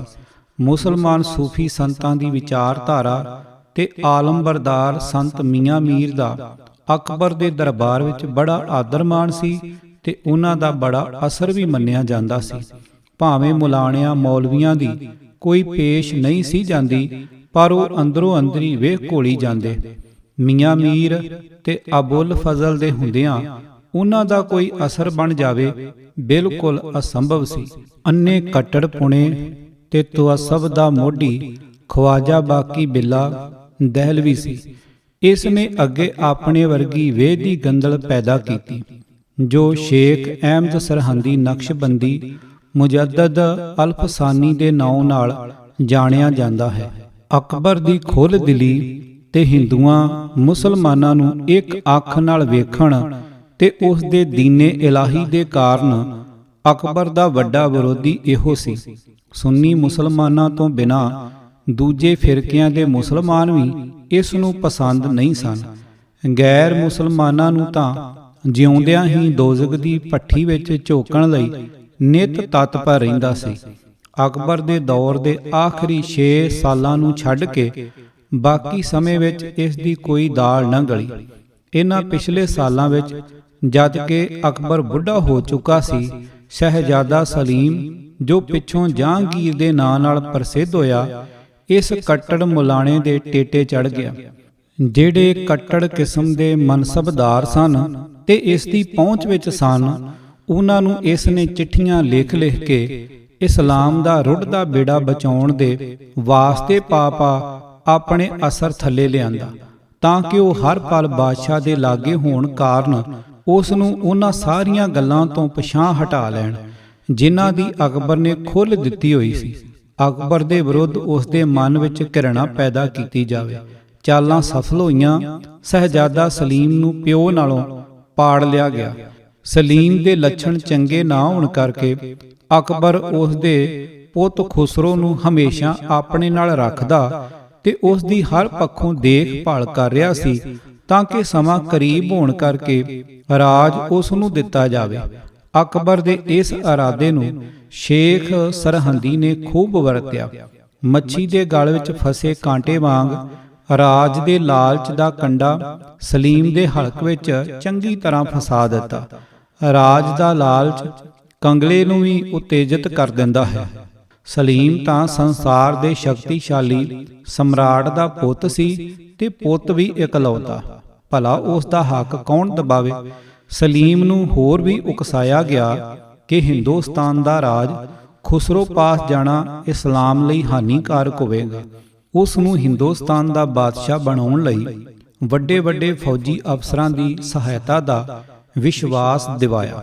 ਸਲੀਮ ਪਾਸੋਂ ਵੀ ਇਸ ਕਿਸਮ ਦੀ ਸਹਿਮਤੀ ਲਈ ਗਈ ਕਿ ਰਾਜਾ ਸੱਤਾ ਹੱਥ ਵਿੱਚ ਆਉਂਦਿਆਂ ਸਾਰ ਦਿੱਤੀ ਗਈ ਸੂਚੀ ਮੁਤਾਬਕ ਫਲਾਣੇ ਆਦਮੀ ਬਾਦਸ਼ਾਹ ਦੀ ਪਕਿਆਈ ਤੇ ਇਸਲਾਮ ਦੇ ਵਾਧੇ ਲਈ ਮਾਰੇ ਜਾਣੇ ਅਤੀ ਜ਼ਰੂਰੀ ਹਨ। ਇਸ ਸੂਚੀ ਵਿੱਚ ਗੁਰੂ ਅਰਜਨ ਸਾਹਿਬ ਦਾ ਨਾਮ ਸਭ ਤੋਂ ਉੱਪਰ ਸੀ। ਅਕਬਰ ਦੇ ਜਿਉਂਦਿਆਂ ਸ਼ੇਖ ਸਰਹੰਦੀ ਕੁੱਜੀ ਵਿੱਚ ਪਾਇਆ ਡੱਕਿਆ ਰਿਹਾ। ਉਸ ਦੇ ਹੁੰਦਿਆਂ ਇਸ ਦੇ ਤਵੱਸਬ ਦੀ ਕੋਈ ਵਟਤ ਨਹੀਂ ਸੀ, ਸੋ ਅਕਬਰ ਨੂੰ ਜ਼ਹਿਰ ਦੇ ਕੇ ਮਰਵਾਉਣ ਦਾ ਯਤਨ ਕੀਤਾ ਗਿਆ। ਸ਼ਾਹੀ ਤਬੀਬਾਂ ਨੇ ਵੇਲੇ ਸਿਰ ਸੰਭਾਲ ਲਿਆ। ਅਕਬਰ ਬਚ ਗਿਆ। ਦਰਬਾਰੀਆਂ ਵਿੱਚ ਸਭ ਤੋਂ ਵੱਡਾ ਨਿਸ਼ਾਨਾ ਅਬੁਲ ਫਜ਼ਲ ਸੀ। ਇਸ ਦੇ ਹੁੰਦਿਆਂ ਸ਼ੇਖ ਸਰਹੰਦੀ ਦਾ ਦੀਵਾ ਬਲਣਾ ਔਖਾ ਸੀ। ਸਾਜ਼ਿਸ਼ ਕਰਕੇ ਇਸ ਨੂੰ ਸਲੀਮ ਨੇ ਜਾਦੇ ਬਾਦਸ਼ਾਹੀ ਹੁਕਮ ਤਹਿਤ ਦੱਖਣ ਵੱਲੋਂ ਆਗਰੇ ਨੂੰ ਆ ਰਿਹਾ ਸੀ ਗਵਾਲੀਅਰ ਲਾਗੇ ਕਤਲ ਕਰਵਾ ਦਿੱਤਾ। ਇਹ ਕਾਰਾ ਅਕਬਰ ਲਈ ਇੱਕ ਅਸਹਿ ਸਦਮਾ ਸੀ। ਅਕਬਰ 1605 ਈਸਵੀ ਵਿੱਚ ਇਸ ਫਾਨੀ ਦੁਨੀਆ ਤੋਂ ਚੱਲ ਵਸਿਆ। ਸਲੀਮ ਜਹਾਂਗੀਰ ਦੇ ਲਕਬ ਨਾਲ ਹਿੰਦੁਸਤਾਨ ਦੇ ਤਖਤ ਤੇ ਬੈਠਾ। ਸੂਫੀ ਸੰਤਾਂ ਤੇ ਸੁਲ੍ਹਾ ਕੁਲ ਖਿਆਲਾਂ ਦੀ ਥਾਂ ਕੱਟੜਪੰਥੀ ਮੁਲਾਣਿਆਂ ਤੇ ਤਵੱਸਬ ਨੇ ਲੈ ਲਈ। ਸਾਈਂ ਮੀਆਂ ਮੀਰ ਜੀ ਅਬੁਲ ਫਜ਼ਲ ਦੇ ਕਤਲ ਪਿੱਛੋਂ ਮੁਗਲ ਦਰਬਾਰ ਨਾਲੋਂ ਸਾਂਝ ਤੋੜ ਕੇ ਲਾਹੌਰ ਆ ਗਏ। ਹੁਣ ਕੱਠ ਮੁੱਲੇ ਖੁੱਲ ਖੇਡ ਰਹੇ ਸਨ। ਛੇਤੀ ਹੀ ਖੁਸਰੋ ਨੇ ਬਗਾਵਤ ਕਰ ਦਿੱਤੀ। ਇਹ ਇੱਕ ਚੰਗਾ ਵਧੀਆ ਢੁੱਚਰ ਹੱਥ ਆ ਗਿਆ। ਜਿੱਥੇ ਉਸਦੇ ਸਾਥੀ ਕੋਹ ਕੇ ਮਾਰੇ ਗਏ, ਉੱਥੇ ਗੁਰੂ ਅਰਜਨ ਸਾਹਿਬ ਜੀ ਨੂੰ ਫੜ ਲਿਆ ਗਿਆ ਤੇ ਬੇਹੱਦ ਤਸੀਹੇ ਦੇ ਕੇ ਸ਼ਹੀਦ ਕੀਤਾ ਗਿਆ। ਸ਼ੇਖ ਸਰਹੰਦੀ ਜੋ ਇਸ ਕਾਰੇ ਦਾ ਮੋਢੀ ਸੀ ਨੇ ਆਪਣੀ ਖੁਸ਼ੀ ਦਾ ਪ੍ਰਗਟਾਵਾ ਫਰੀਦ ਖਾਨ ਉਰਫ ਮੁਰਤਜ਼ਾ ਖਾਨ ਨੂੰ ਲਿਖੀ ਚਿੱਠੀ ਵਿੱਚ ਕੀਤਾ ਹੈ। ਇਹ ਉਹ ਮੁਰਤਜ਼ਾ ਖਾਨ ਹੈ ਜਿਸ ਨੂੰ ਗੁਰੂ ਅਰਜਨ ਸਾਹਿਬ ਜੀ ਦਾ ਘਰ ਘਾੜ ਜ਼ਬਤ ਕਰਨ ਦਾ ਹੁਕਮ ਮਿਲਿਆ ਸੀ। ਜਹਾਂਗੀਰ ਦੇ ਸਮੇਂ ਤੋਂ ਅੱਗੇ ਸ਼ੇਖ ਸਰਹੰਦੀ ਦੇ ਕੱਟੜਪੁਣੇ ਤੇ ਤਵੱਸਬ ਵਿਚਾਰਧਾਰਾ ਰੱਖਣ ਵਾਲਿਆਂ ਦਾ ਸਰਕਾਰੀ ਦਰਬਾਰੇ ਬੋਲ ਬਾਲਾ ਹੋ ਗਿਆ, ਜਿਸ ਕਾਰਨ ਮੁਗਲਾਂ ਨਾਲ ਸਿੱਖਾਂ ਦੀ ਟੱਕਰ ਦਾ ਬੰਨ੍ਹ ਨੂੰ ਵੱਜਾ। ਇਹ ਖੂਨੀ ਟੱਕਰ ਸਾਲਾਂ ਬੱਧੀ ਚੱਲਦੀ ਰਹੀ, ਜੋ ਮੁਗਲ ਰਾਜ ਸਥਾਪਤ ਹੋਣ ਤੇ ਹੀ ਮੁੱਕੀ। ਜਹਾਂਗੀਰ ਨਾਲੋਂ ਸ਼ੇਖ ਅਹਿਮਦ ਸਰਹੰਦੀ ਨੂੰ ਸਿੱਖ ਵਧੇਰੇ ਰੜਕਦੇ ਸਨ। ਇਹ ਬਾਦਸ਼ਾਹ ਨੂੰ ਸਿੱਖਾਂ ਵਿਰੁੱਧ ਲੂੰਬੀ ਤਾ ਦਈ ਰੱਖਦਾ ਸੀ, ਸਿੱਖਾਂ ਨੂੰ ਇਸਲਾਮ ਦਾ ਵੈਰੀ ਗਰਦਾਨਦਾ, ਜਦ ਕਿ ਇਹ ਗੱਲ ਸਚਾਈ ਦੇ ਬਿਲਕੁਲ ਉਲਟ ਸੀ। ਹੱਕੋ ਹੱਕ ਤਾਂ ਇਹ ਹੈ ਕਿ ਗੁਰੂ ਨਾਨਕ ਸਾਹਿਬ ਦਾ ਧਰਮ ਉਪਦੇਸ਼ ਮਨੁੱਖ ਮਾਤਰ ਵਿੱਚ ਈਰ ਖਾਲੂਆਂ ਵੱਲੋਂ ਪਾਈਆਂ ਵੰਡਾਂ ਤੇ ਊਚ ਨੀਚ ਨੂੰ ਮੇਟ ਕੇ ਸਭਨਾਂ ਨੂੰ ਇੱਕ ਮਾਲਕ ਦਾ ਨੂਰ ਮੰਨਦਾ ਹੈ ਤੇ ਪ੍ਰੇਮ ਦੇ ਬੰਧਨ ਵਿੱਚ ਬੰਨ੍ਹਦਾ ਹੈ। ਧਰਮ ਦੀ ਕਿਰਤ ਕਰਨੀ, ਵੰਡ ਛਕਣਾ, ਸੇਵਾ, ਸਰਬੱਤ ਦਾ ਭਲਾ ਇੱਕ ਮਾਲਕ ਦੀ ਪੂਜਾ ਲਈ ਪ੍ਰੇਰਦਾ ਹੈ। ਜਾਤ ਪਾਤ, ਊਚ ਨੀਚ, ਛੂਆ ਛਾਤ ਦਾ ਸਦਾ ਲਈ ਖਾਤਮਾ ਚਾਹੁੰਦਾ ਹੈ। ਕਿਰਤ ਦੀ ਮਹਾਨਤਾ ਤੇ ਗਿਆਨ ਨੂੰ ਉੱਤਮ ਮੰਨਦਾ ਹੈ। ਇਹ ਆਤਮਿਕ ਸੇਧ ਐਸਾ ਮਨੁੱਖ ਮਾਤਰ ਸਿਰਜਦੀ ਹੈ ਜਿਸ ਦੇ ਭਾਈਚਾਰੇ ਵਿੱਚ ਸਾਰੇ ਕੁਦਰਤੀ ਵਸੀਲੇ ਸਾਂਝੇ ਤੇ ਕਿਰਤ ਨੂੰ ਪਹਿਲ ਤੇ ਵਡਿਆਈ ਮਿਲਦੀ ਹੈ। ਹਰ ਧਰਮ ਨੂੰ ਖੁੱਲ੍ਹ ਤੇ ਸਤਿਕਾਰ ਦਿੰਦਾ ਹੈ। ਦੂਜੇ ਪਾਸੇ ਸ਼ੇਖ ਸਰਹੰਦੀ ਦੀ ਵਿਚਾਰਧਾਰਾ ਸੀ ਜੋ ਅੱਲਾ ਮੀਆਂ ਤੇ ਉਸ ਦੀ ਸਾਰੀ ਕਾਇਨਾਤ, ਬਹਿਸ਼ਤ ਅਤੇ ਉਸ ਦੀਆਂ ਸਾਰੀਆਂ ਰਹਿਮਤਾਂ ਨੂੰ ਸਿਰਫ ਮੂਮਨਾਂ ਲਈ ਹੀ ਬੈ ਕਰਾਈ ਬੈਠੀ ਸੀ। ਜੋ ਇਸ ਵਿਚਾਰਧਾਰਾ ਨੂੰ ਪ੍ਰਵਾਨ ਨਾ ਕਰੇ ਉਹ ਕਾਫਰ ਤੇ ਜਿਉਣ ਦੇ ਹੱਕ ਤੋਂ ਰਹਿਤ ਅਤੇ ਮਰ ਕੇ ਸਿੱਧਾ ਦੋਜ਼ਖ ਵਿੱਚ। ਇੱਕ ਅੱਲਾ ਪਾਕ ਨੂੰ ਮੰਨੇ, ਕਿਸੇ ਨੂੰ ਉਸ ਦਾ ਸ਼ਰੀਕ ਨਾ ਪ੍ਰਵਾਨ ਕਰੇ, ਬੁੱਤ ਪ੍ਰਸਤੀ ਨਾ ਕਰੇ, ਹੱਕ ਹਲਾਲ ਦੀ ਕਮਾਈ ਕਰਕੇ ਵੰਡ ਖਾਵੇ, ਪਰਾਇਆ ਹੱਕ ਨਾ ਮਾਰੇ, ਹਮੇਸ਼ਾ ਸਰਬੱਤ ਦਾ ਭਲਾ ਲੋਚੇ ਤੇ ਆਪਣੇ ਅਮਲ ਰਾਹੀਂ ਭਲਾ ਹੀ ਕਰੇ। ਭਾਵੇਂ ਉਹ ਕਿੱਡਾ ਵੀ ਅੱਲਾ ਵਾਹਿਗੁਰੂ ਦਾ ਪਿਆਰਾ ਹੋਵੇ, ਪਰ ਜੇ ਉਹ ਕਲਮਾ ਰਸੂਲ ਤੇ ਕਿਆਮਤ ਦੇ ਦਿਨ ਤੇ ਯਕੀਨ ਨਹੀਂ ਰੱਖਦਾ, ਉਹ ਕਾਫਰ ਹੈ। ਸ਼ੇਖ ਸਾਹਿਬ ਉਸ ਨੂੰ ਇਸ ਅੱਲਾ ਦੀ ਧਰਤੀ ਉੱਤੇ ਜਿਉਣ ਦਾ ਹੱਕ ਨਹੀਂ ਦਿੰਦੇ। ਉਸ ਦਾ ਟਿਕਾਣਾ ਦੋਜ਼ਖ ਵਿੱਚ ਹੈ। ਐਸੇ ਕਾਫਰਾਂ ਤੋਂ ਮੋਮਨ ਧਰਤੀ ਨੂੰ ਪਾਕ ਕਰੇ। ਭਾਵੇਂ ਉਹ ਅੱਲਾਹ ਪਾਕ ਦੇ ਕਿੱਡੇ ਵੀ ਨੇਕ ਬੰਦੇ ਕਿਉਂ ਨਾ ਹੋਣ, ਉਹ ਹਰ ਹੀਲੇ ਮਾਰੇ ਜਾਣੇ ਚਾਹੀਦੇ ਹਨ। ਮੁਸਲਮਾਨ ਬਾਦਸ਼ਾਹ ਤੇ ਉਸ ਦੀ ਮੋਮਨ ਪ੍ਰਜਾ ਹਰ ਯਤਨ ਕਰੇ ਤੇ ਧਰਤੀ ਨੂੰ ਦਾਰੁਲ ਇਸਲਾਮ ਬਣਾਵੇ। ਕਾਫਰਾਂ ਨੂੰ ਦੋਜ਼ਖ ਵਿੱਚ ਸੁੱਟ ਕੇ ਸਵਾਬ ਖੱਟੇ ਤੇ ਬਹਿਸ਼ਤਾਂ ਦਾ ਭਾਗੀ ਬਣੇ। ਇਸ ਤਵੱਸਬ ਦੇ ਭਰੇ ਤੇ ਸੌੜੀ ਸੋਚ ਵਾਲੇ ਸੁੰਨੀ ਧਾਰਮਿਕ ਆਗੂ ਨੇ ਸਿੱਖ ਵਿਚਾਰਧਾਰਾ ਦੇ ਸਾਹਮਣੇ ਆਪਣੇ ਆਪ ਨੂੰ ਹੌਲਿਆਂ ਸਮਝ ਕੇ ਸਿੱਖਾਂ ਨਾਲ ਅਜਾਈਂ ਟਕਰਾਅ ਪੈਦਾ ਕੀਤਾ। ਹਕੂਮਤ ਦੀ ਤਾਕਤ ਦਾ ਪਾਸਕੂ ਆਪਣੇ ਵੱਲ ਪਾ ਕੇ ਆਪਣਾ ਭਾਰ ਵਕਤੀ ਤੌਰ ਤੇ ਵਧਾ ਸ੍ਰੀ ਗੁਰੂ ਅਰਜਨ ਸਾਹਿਬ ਜੀ ਦੀ ਸ਼ਹਾਦਤ ਦਾ ਮੁੱਢ ਬੰਨਿਆ।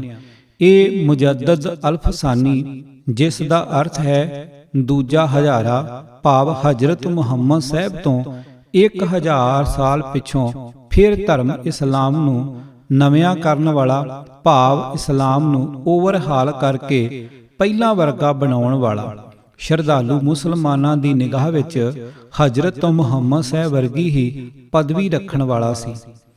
ਇਹ ਸ਼ਖਸ ਮੁਸਲਮਾਨਾਂ ਦੀ ਸੋਚ ਸ਼ਕਤੀ ਨੂੰ ਜਿੰਦਰਾ ਮਾਰ ਕੇ ਉਸ ਦਾ ਕੁੰਜੀ ਬਰਦਾਰ ਬਣ ਬੈਠਾ।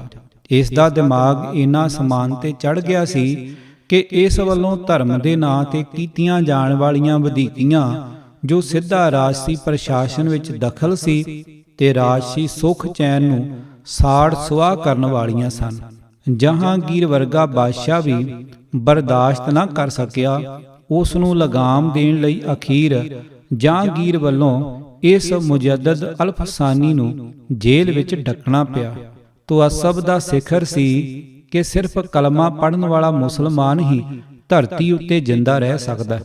ਇਸ ਤਵੱਸਬ ਵਿੱਚ ਅੰਨੇ ਹੋਏ ਮੁਜੱਦਦ ਨੂੰ ਉਸ ਗੁਰੂ ਨਾਨਕ ਦਾ ਸਰਬ ਸਾਂਝਾ ਉਪਦੇਸ਼, ਜੋ ਧਰਤੀ ਉੱਤੇ ਹੀ ਸਵਰਗ ਵਰਗਾ ਸਮਾਜ ਉਸਾਰਨ ਦਾ ਜਾਮਨ ਸੀ ਤੇ ਜਿਸ ਦੇ ਅਮਲੀ ਪ੍ਰਚਾਰ ਲਈ ਪੰਜਵਾਂ ਨਾਨਕ ਗੁਰੂ ਅਰਜਨ ਸਾਹਿਬ ਯਤਨਸ਼ੀਲ ਸੀ ਤੇ ਜਿਸ ਮਿਕਨਾਤੀਸੀ ਖਿੱਚ ਕਾਰਨ ਪੰਜਾਬ ਦੀ ਖਲਕਤ ਸਮੇਤ ਮੁਸਲਮਾਨਾਂ ਦੇ ਉਹਨਾਂ ਵੱਲ ਖਿੱਚੀ ਆ ਰਹੀ ਸੀ, ਕਦ ਬਰਦਾਸ਼ਤ ਹੋ ਸਕਦਾ ਸੀ? ਇਹ ਮੁਜੱਦਦ ਅਲਫਸਾਨੀ ਹੋ ਕੇ ਕਿਵੇਂ ਜਰ ਸਕਦਾ ਸੀ ਕਿ ਮੁਸਲਮਾਨੀ ਰਾਜ ਵਿੱਚ ਇੱਕ ਗੈਰ ਮੁਸਲਮ ਧਾਰਮਿਕ ਆਗੂ ਉਸ ਨਾਲੋਂ ਬਹੁਤਾ ਲੋਕਪ੍ਰਿਯ ਹੋਵੇ ਅਤੇ ਉਸ ਦੀ ਇੰਨੀ ਪ੍ਰਭਤਾ ਹੋ ਜਾਵੇ ਕਿ ਉਸ ਦੇ ਸਹਿ ਧਰਮੀ ਮੁਸਲਮਾਨ, ਜਿਨ੍ਹਾਂ ਲਈ ਉਹ ਮੁਜੱਦਦ ਬਣ ਕੇ ਆਇਆ ਹੈ, ਉਸ ਵੱਲੋਂ ਪਿੱਠ ਕਰਕੇ ਆਤਮਿਕ ਸ਼ਾਂਤੀ ਤੇ ਕਲਿਆਣ ਲਈ ਗੁਰੂ ਅਰਜਨ ਸਾਹਿਬ ਜੀ ਵੱਲ ਮੂੰਹ ਕਰਨ। ਤਰਕ ਦੇ ਮੈਦਾਨ ਚੋਂ ਹਾਰੇ ਹੋਏ ਮੁਜੱਦਦ ਨੇ ਸ਼ਾਹੀ ਤਲਵਾਰ ਦਾ ਆਸਰਾ ਆਣ ਲਿਆ। ਉੱਚ ਕੋਟੀ ਦਾ ਆਚਰਣ, ਮਨੁੱਖ ਮਾਤਰ ਨੂੰ ਸਰਬ ਸਾਂਝਾ ਉਪਦੇਸ਼, ਮਿਸਾਲ ਪੇਸ਼ ਕਰਨ ਵਾਲੀ ਅਮਲੀ ਜ਼ਿੰਦਗੀ ਅਤੇ ਸੱਚੇ ਰੱਬੀ ਰਾਹ ਨੂੰ ਦ੍ਰਿਸ਼ਟਮਾਨ ਕਰਨ ਵਿੱਚ ਗੁਰੂ ਅਰਜਨ ਸਾਹਿਬ ਜੀ ਦਾ ਮੁਕਾਬਲਾ ਕਰਨ ਵਿੱਚ ਅਸਮਰੱਥ ਇਹ ਸ਼ਖਸ ਈਰਖਾ ਦੀ ਅੱਗ ਵਿੱਚ ਭੁੱਜ ਗਿਆ। ਲਾਈ ਲੱਗ ਤੇ ਆਪਣੇ ਤਵੱਸਬ ਦੇ ਗੂੜੇ ਰੰਗ ਵਿੱਚ ਰੰਗੇ ਜਹਾਂਗੀਰ ਨੂੰ ਤੁਖਣਾ ਦੇ ਕੇ ਗੁਰੂ ਅਰਜਨ ਸਾਹਿਬ ਨੂੰ ਸ਼ਹੀਦ ਕਰਵਾਉਣ ਵਿੱਚ ਇਹ ਸ਼ੇਖ ਸਰਹੰਦੀ ਕਾਮਯਾਬ ਹੋ ਗਿਆ। ਜਿਵੇਂ ਅਕਬਰ ਦੇ ਰਾਜਕਾਲ ਸਮੇਂ ਸ਼ੇਖ ਸਰਹੰਦੀ ਨੇ ਫੌਜ ਤੇ ਦੀਵਾਨੀ ਦੇ ਅਫਸਰਾਂ ਵਿੱਚ ਕਾਫੀ ਅਸਰ ਬਣਾ ਲਿਆ ਸੀ, ਇਸੇ ਤਰ੍ਹਾਂ ਇਸ ਨੇ ਜਹਾਂਗੀਰ ਦੇ ਸਮੇਂ ਵਿੱਚ ਇਸ ਬਣੇ ਅਸਰ ਨੂੰ ਹੋਰ ਵਧਾ ਲਿਆ। ਸ਼ਾਹੀ ਮਾਮਲਿਆਂ ਵਿੱਚ ਅਜਾਈਂ ਦਖਲ ਅੰਦਾਜ਼ੀ ਤੋਂ ਤੰਗ ਆ ਕੇ ਬਾਦਸ਼ਾਹ ਨੇ ਇਸ ਨੂੰ ਕੈਦ ਵਿੱਚ ਵੀ ਸੁੱਟ ਦਿੱਤਾ, ਪਰ ਬਾਦਸ਼ਾਹ ਦੇ ਗਲੋਂ ਇਹ ਉਦੋਂ ਹੀ ਲੱਥਾ ਜਦ 1623 ਈਸਵੀ ਵਿੱਚ ਮਰ ਮਿਟ ਗਿਆ। ਜਹਾਂਗੀਰ ਦੇ ਪਿੱਛੋਂ ਹੋਣ ਵਾਲੇ ਮੁਗਲ ਬਾਦਸ਼ਾਹਾਂ ਉੱਤੇ ਇਸ ਘਰਾਣੇ ਦੀ ਕੱਟੜਪੰਥੀ ਵਿਚਾਰਧਾਰਾ ਨੇ ਆਪਣੀ ਜਕੜ ਹੋਰ ਵੀ ਪੱਕੀ ਕਰ ਲਈ। ਸਿੱਖਾਂ ਨਾਲ ਮਾੜੇ ਸਬੰਧਾਂ ਦੀ ਨੀਅਤ ਤਾਂ ਜਹਾਂਗੀਰ ਦੇ ਗੱਦੀ ਬੈਠਦਿਆਂ ਹੀ ਰੱਖੀ ਗਈ ਸੀ। ਸ਼ਾਹਜਹਾਨ ਸਮੇਂ ਇਹ ਸਬੰਧ ਬਹੁਤ ਹੱਦ ਤੱਕ ਵਿਗੜੇ ਤੇ ਫਿਰ ਤਾਂ ਵਿਗੜਦੇ ਹੀ ਚਲੇ ਗਏ। ਸ਼ਾਹਜਹਾਨ ਸਿੱਖਾਂ ਉੱਤੇ ਸਖਤੀ ਦਾ ਬਹਾਨਾ ਲੱਭਦਾ ਸੀ। ਸ਼ਾਹੀ ਮੀਰ ਸ਼ਿਕਾਰੀ ਰਾਮ ਤੀਰਥ ਅੰਮ੍ਰਿਤਸਰ ਪਾਸ ਦੀ ਜੂਹ ਵਿੱਚ ਸ਼ਿਕਾਰ ਖੇਡ ਰਿਹਾ ਸੀ ਤੇ ਉਸ ਵੇਲੇ ਸ੍ਰੀ ਗੁਰੂ ਹਰਗੋਬਿੰਦ ਸਾਹਿਬ ਵੀ ਇਸੇ ਪਾਸੇ ਸ਼ਿਕਾਰ ਨੂੰ ਗਏ ਹੋਏ ਸਨ। ਸ਼ਾਹੀ ਬਾਜ ਸਿੱਖਾਂ ਪਾਸ ਆ ਗਿਆ, ਜੋ ਉਹਨਾਂ ਫੜ ਲਿਆ। ਭਾਲ ਵਿੱਚ ਆਏ ਮੀਰ ਸ਼ਿਕਾਰੀ ਦੀ ਬਦਕਲਾਮੀ, ਅਜਾਈਂ ਆਕੜ ਤੇ ਰੋਹਬ ਸਿੱਖਾਂ ਨਾ ਝੱਲਿਆ ਤੇ ਇਹ ਨਿੱਕੀ ਜਿਹੀ ਘਟਨਾ ਸਿੱਖਾਂ ਨਾਲ ਲੜਾਈ ਦਾ ਕਾਰਨ ਬਣੀ। ਪਹਿਲੀ ਵਾਰ ਸ੍ਰੀ ਗੁਰੂ ਹਰਗੋਬਿੰਦ ਸਾਹਿਬ ਜੀ ਦੇ ਝੰਡੇ ਥੱਲੇ ਸਿੱਖਾਂ ਨੇ ਮੁਗਲਾਂ ਦੀ ਸ਼ਾਹੀ ਫੌਜ ਨਾਲ ਅੰਮ੍ਰਿਤਸਰ ਲਾਗੇ ਹਥਿਆਰਬੰਦ ਟੱਕਰ ਲਈ। ਮਾਨੋ ਹਿੰਦੁਸਤਾਨ ਵਿੱਚ ਬਾਦਸ਼ਾਹਤ ਨਾਲ ਇਹ ਪਹਿਲੀ ਜਨਤਕ ਲੜਾਈ ਸੀ। ਇਸ ਵਿੱਚ ਮੁਲਕਗੀਰੀ ਦੀ ਕੋਈ ਹਵਸ ਨਹੀਂ ਸੀ। ਇਹ ਅਣਖ ਤੇ ਮਾਣ ਸਤਿਕਾਰ ਨਾਲ ਜਿਉਣ ਦੇ ਹੱਕ ਦੇ ਆਧਾਰ ਤੇ ਲੜੀ ਗਈ ਲੜਾਈ ਸੀ। ਜਿਉਂ-ਜਿਉਂ ਮੁਗਲ ਹਕੂਮਤ ਨੂੰ ਤੁਅੱਸਬ, ਹੈਂਕੜਬਾਜ਼ੀ, ਜ਼ੁਲਮੋ ਜ਼ਬਰ ਤੇ ਸੀਨਾਜੋਰੀ ਤੇ ਐਬ ਗ੍ਰਸਤਦੇ ਗਏ, ਸਿੱਖ ਜ਼ੁਲਮ ਜ਼ਬਰ ਦੇ ਤਾਣ ਨੂੰ ਨਿਤਾਣਾ ਕਰਨੀ ਲਾਮਬੰਦ ਹੋ ਕੇ ਜੂਝਦੇ ਗਏ। ਸਿੱਟੇ ਵਜੋਂ ਸਿੱਖਾਂ ਨੂੰ ਬੇਗਿਣਤ ਕੁਰਬਾਨੀਆਂ ਦੇਣੀਆਂ ਪਈਆਂ, ਜਿਸ ਨਾਲ ਮੁਗਲ ਸਾਮਰਾਜ ਦਾ ਸਦਾ ਲਈ ਅੰਤ ਹੋ ਗਿਆ। ਦਰਿਆ ਜਮਨਾ ਦੇ ਪੱਛਮੀ ਕੰਢੇ ਤੋਂ ਲੈ ਕੇ ਦਰਿਆ ਸਿੰਧ ਦੇ ਪਾਰ, ਸੁਲੇਮਾਨ ਪਹਾੜ ਦੀ ਪੱਛਮੀ ਸ਼ਾਖ ਦੇ ਅਤੇ ਤਿੱਬਤ ਦੇ ਦੱਖਣੀ ਇਲਾਕੇ ਤੋਂ ਲੈ ਕੇ ਸੂਬਾ ਸਿੰਧ ਦੀ ਹੱਦ ਨਾਲ ਘਿਰੇ ਇਲਾਕੇ ਸਿੱਖਾਂ ਦੀ ਸਿੱਖਦਾਰੀ ਤਹਿਤ ਆ ਗਏ। ਮੁਗਲ ਖਾਨਦਾਨ ਦੇ ਪਹਿਲੇ 3 ਬਾਦਸ਼ਾਹ ਬਾਬਰ, ਹਮਾਯੂ, ਅਕਬਰ ਕੱਟੜਪੰਥੀ ਨਹੀਂ ਕਹੇ ਜਾ ਸਕਦੇ। ਇਹ ਸਿੱਖ ਗੁਰੂ ਸਾਹਿਬਾਨ ਨਾਲ ਕਿਸੇ ਵੀ ਕਿਸਮ ਦੇ ਟਕਰਾਅ ਵਿੱਚ ਨਹੀਂ ਆਏ।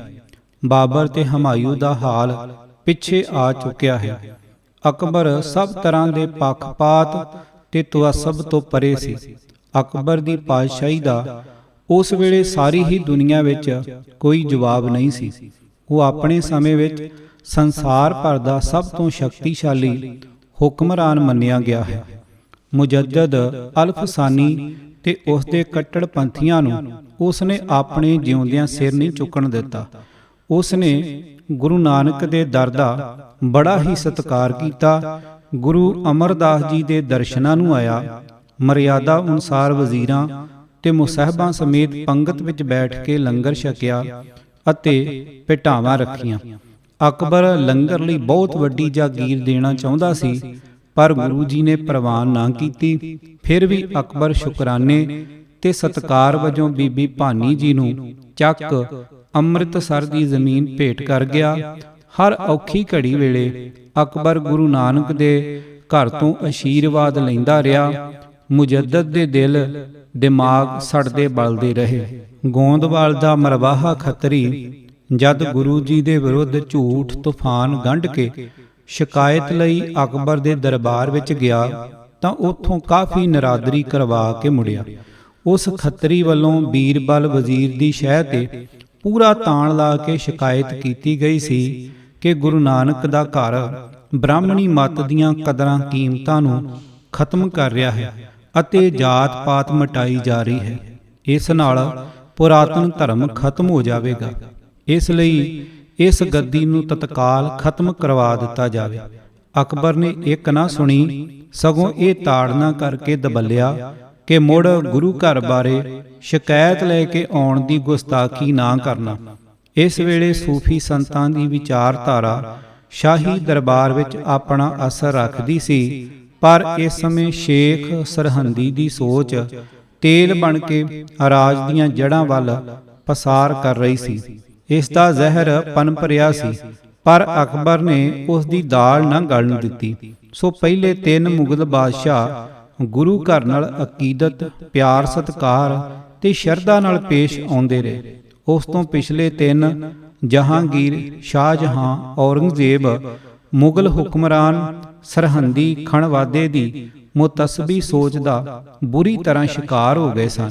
ਇਹਨਾਂ ਨੇ ਗੁਰੂ ਘਰ ਨੂੰ ਖਤਮ ਤੇ ਸਿੱਖ ਲਹਿਰ ਨੂੰ ਮਲੀਆ ਮੇਟ ਕਰ ਦੇਣ ਲਈ ਕੋਈ ਕਸਰ ਨਹੀਂ ਛੱਡੀ। ਗੁਰੂ ਅਰਜਨ ਸਾਹਿਬ ਜੀ ਦੀ ਸ਼ਹੀਦੀ, ਗੁਰੂ ਹਰਗੋਬਿੰਦ ਸਾਹਿਬ ਨਾਲ ਲੜਾਈਆਂ, ਗੁਰੂ ਹਰਕ੍ਰਿਸ਼ਨ ਸਾਹਿਬ ਨਾਲ ਵੈਰ ਭਾਵਨਾ, ਗੁਰੂ ਤੇਗ ਬਹਾਦਰ ਸਾਹਿਬ ਜੀ ਦੀ ਚਾਂਦਨੀ ਚੌਂਕ ਵਿੱਚ ਸ਼ਹਾਦਤ, ਗੁਰੂ ਗੋਬਿੰਦ ਸਿੰਘ ਜੀ ਉੱਤੇ ਪਹਾੜੀ ਬੁੱਤ ਪ੍ਰਸਤ ਹਿੰਦੂ ਰਾਜਿਆਂ ਦੇ ਕਹੇ ਲੜਾਈਆਂ ਠੋਸਣਾ, ਹਜ਼ਾਰਾਂ ਸਿੱਖ ਤੇ ਗੁਰੂ ਪਰਿਵਾਰ ਸ਼ਹੀਦ ਕਰਨਾ, ਖਾਸ ਕਰਕੇ ਛੋਟੇ ਸਾਹਿਬਜ਼ਾਦੇ ਬੜੀ ਬੇਦਰਦੀ ਨਾਲ ਕਤਲ ਕਰਵਾਉਣੇ, ਬਾਬਾ ਬੰਦਾ ਸਿੰਘ ਬਹਾਦਰ ਦੇ ਵਿਰੁੱਧ ਜਹਾਦ ਦਾ ਝੰਡਾ ਖੜਾ ਕਰਾਉਣਾ, ਫੜੇ ਜਾਣ ਤੇ ਉਸ ਦੇ ਮਾਸੂਮ ਪੁੱਤਰ ਨੂੰ ਉਸ ਦੀਆਂ ਅੱਖਾਂ ਸਾਹਮਣੇ ਬੋਟੀ-ਬੋਟੀ ਕਰਨਾ, ਫਿਰ ਉਸ ਦੀ ਸ਼ਹਾਦਤ ਉਸ ਦੇ ਸੈਂਕੜੇ ਸਾਥੀ ਸਿੰਘ ਚਾਂਦਨੀ ਚੌਂਕ ਦਿੱਲੀ ਵਿਖੇ ਸ਼ਹੀਦ ਕਰਵਾਉਣਾ, ਉਸ ਤੋਂ ਪਿੱਛੋਂ ਭਾਵ 9 ਜੂਨ 1716 ਈਸਵੀ ਤੋਂ ਲੈ ਕੇ 1772 ਈਸਵੀ ਤੱਕ ਅਬਦੁ ਸਮਦ, ਜ਼ਕਰੀਆ ਖਾਨ, ਜਹੀਆ ਖਾਨ, ਸ਼ਾਹ ਨਵਾਜ਼, ਮੋਮਨ ਖਾਨ, ਮੀਰ ਮੰਨੂ, ਤੈਮੂਰ, ਜਹਾਨ ਖਾਨ ਤੇ ਅਬਦਾਲੀ ਰਾਹੀਂ ਸਿੰਘਾਂ ਦੇ ਖਾਤਮੇ ਲਈ ਮੌਤ ਦੀ ਭੱਠੀ ਮਘਾਈ ਰੱਖਣ ਵਾਲੀ ਇਹੋ ਸੌੜੀ ਸੋਚ ਸੀ। ਦੋ ਖੂਨੀ ਘੱਲੂਘਾਰਿਆਂ ਦਾ ਵਾਪਰਨਾ ਸਿੱਖਾਂ ਦੀ ਸਦੀਵੀ ਕਤਲਾਮ ਦੇ ਹੁਕਮ ਜਾਰੀ ਕਰਵਾਉਣ ਵਿੱਚ ਇਸ ਸੋਚ ਦਾ ਹੱਥ ਸੀ। ਇਹੋ ਵਿਚਾਰ ਖਾਲਸਾ ਰਾਜ ਮਹਾਰਾਜਾ ਰਣਜੀਤ ਸਿੰਘ ਦੇ ਰਾਜਕਾਲ ਵੇਲੇ ਸੱਜਦ ਅਹਿਮਦ ਬਰੇਲਵੀ ਦੇ ਰੂਪ ਵਿੱਚ ਸਿੱਖ ਰਾਜ ਦੇ ਖਾਤਮੇ ਲਈ ਯਤਨਸ਼ੀਲ ਹੋਈ। ਫਿਰ ਇਹੋ ਸੋਚ ਸਰ ਸੱਯਦ ਅਹਿਮਦ ਬਣ ਕੇ ਉੱਠੀ।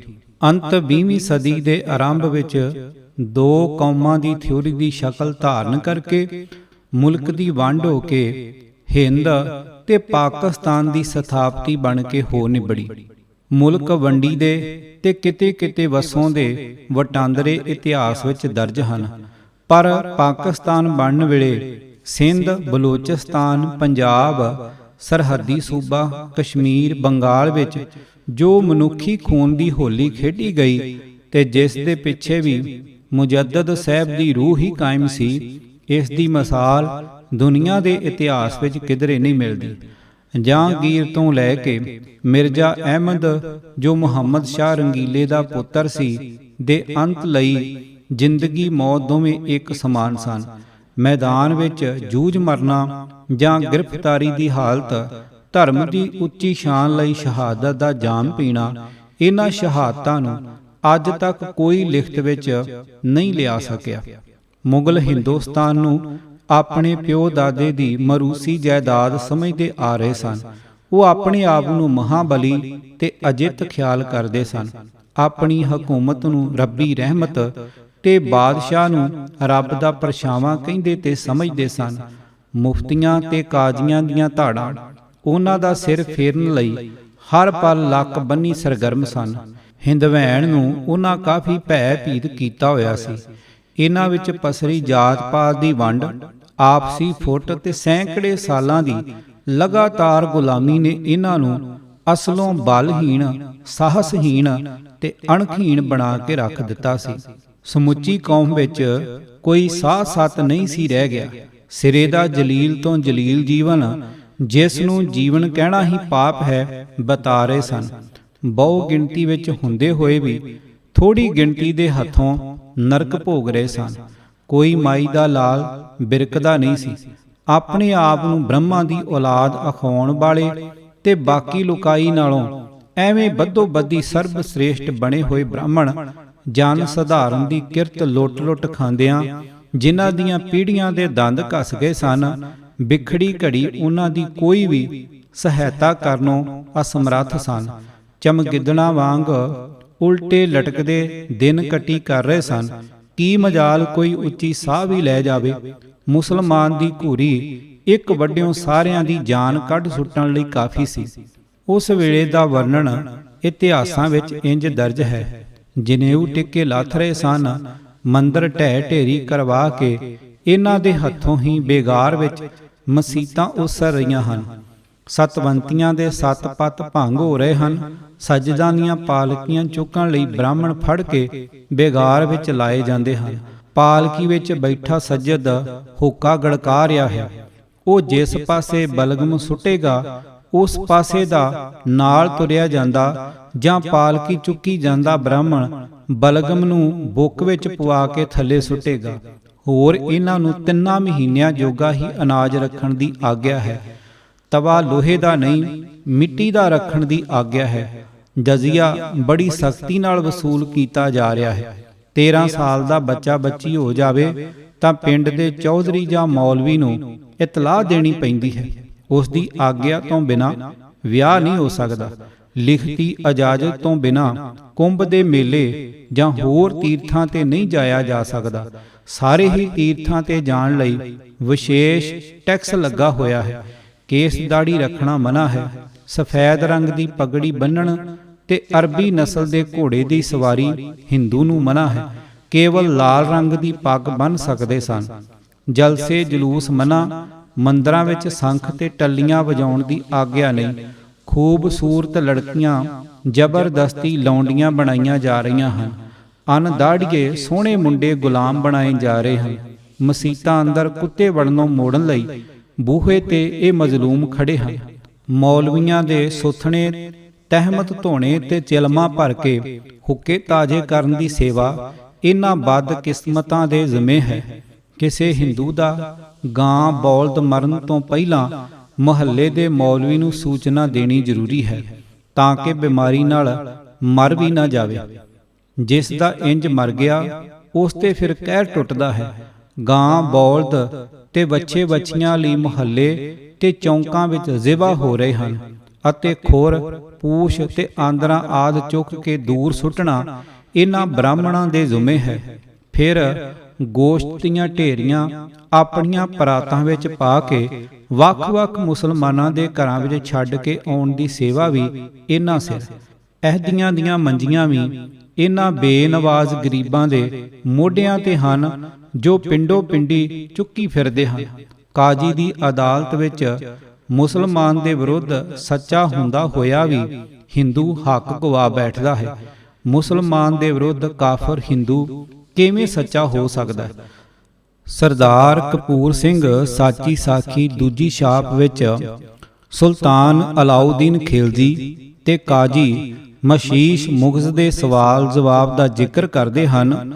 ਜੇ ਖਰਾਜ ਵਸੂਲਣ ਵਾਲਾ ਖਰਾਜ ਲੈਣ ਆਵੇ ਤੇ ਮੰਗੇ, ਦੇਣ ਵਾਲਾ ਹਿੰਦੂ ਮੂੰਹ ਅੱਡ ਕੇ ਉਸ ਦੀ ਬਲਗਮ ਵੀ ਮੂੰਹ ਵਿੱਚ ਸੁਟਵਾ ਲਵੇ ਤੇ ਗਿਲਾਨੀ ਮਹਿਸੂਸ ਨਾ ਕਰੇ, ਖੁਸ਼ੀ ਖੁਸ਼ੀ ਸੁਟਵਾ ਲਵੇ।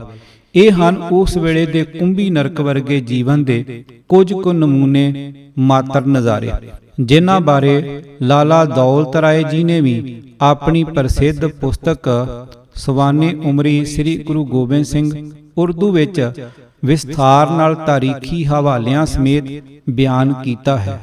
ਹੈਰਾਨੀ ਦੀ ਗੱਲ ਹੈ ਕਿ ਇਹ ਉਹ ਘਿਨਾਉਣੇ ਦ੍ਰਿਸ਼ ਹਨ ਜਿਨ੍ਹਾਂ ਦਾ ਵਰਣਨ ਕਰਦਿਆਂ ਕਲੇਜਾ ਮੂੰਹ ਨੂੰ ਆਉਂਦਾ ਹੈ, ਪਰ ਇਹ ਭਾਰਤੀ ਲੋਕ ਪਸ਼ੂਆਂ ਵਾਂਗ ਬੇਬਸ ਹੋ ਆਪਣੀਆਂ ਜਾਨਾਂ ਉੱਤੇ ਇਹ ਨਰਕ ਭੋਗੀ ਜਾਂਦੇ ਰਹੇ।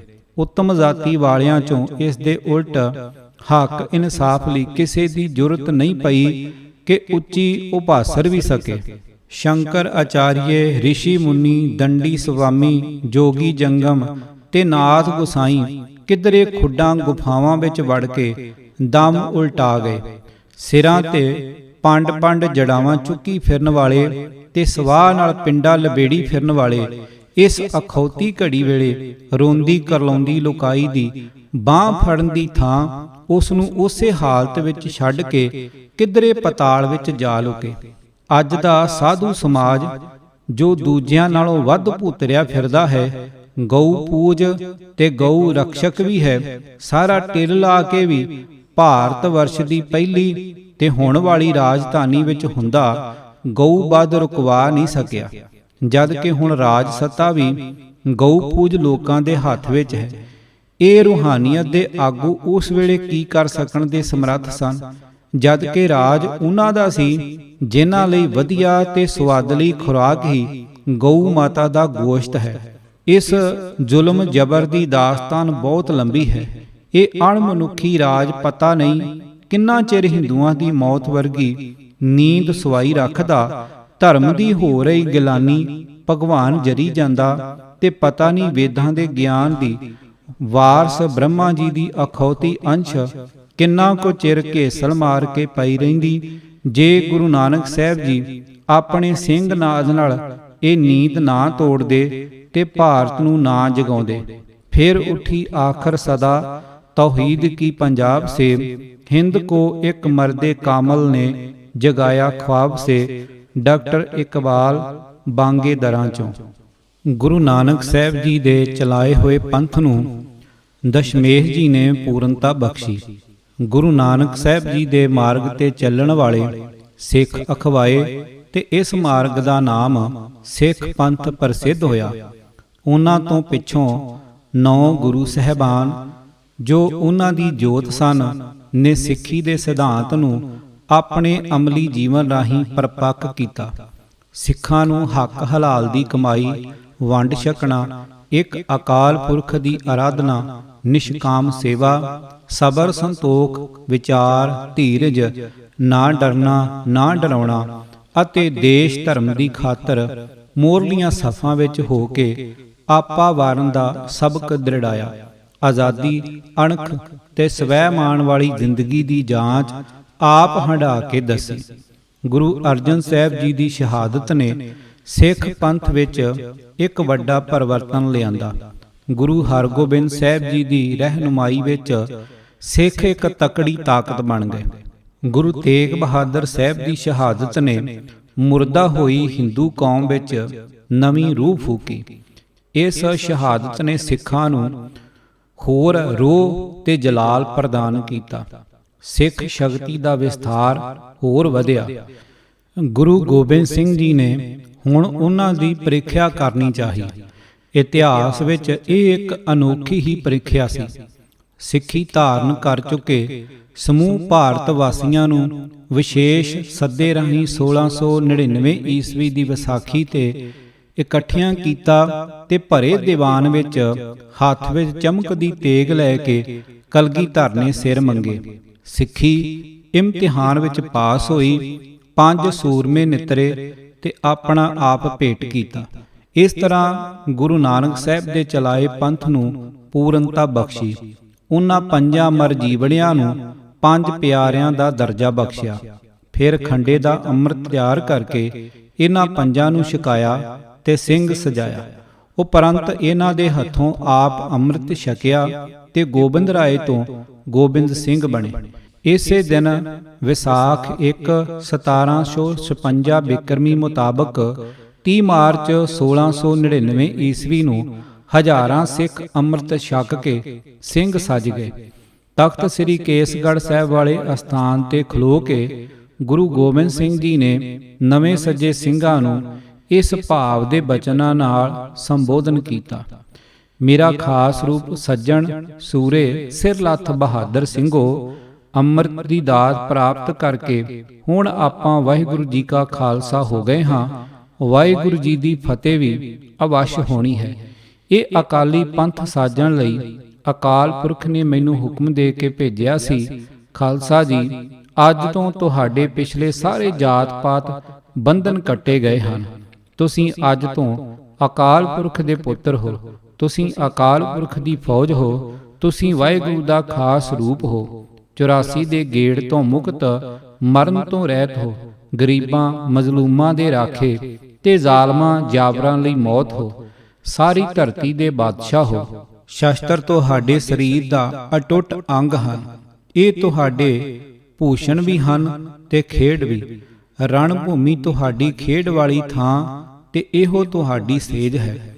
ਜ਼ੁਲਮ ਦਾ ਨਾਸ਼ ਕਰਨਾ ਤੁਹਾਡਾ ਫਰਜ਼ ਹੈ। ਧਰਮ ਦਾ ਰਾਜ ਕਾਇਮ ਕਰਨਾ ਤੁਹਾਡਾ ਹੱਕ ਹੈ। ਇਨਸਾਨ ਸਭ ਬਰਾਬਰ ਹਨ। ਏਕ ਪਿਤਾ ਏਕਸ ਕੇ ਹਮ ਬਾਰਿਕ ਹਾਂ।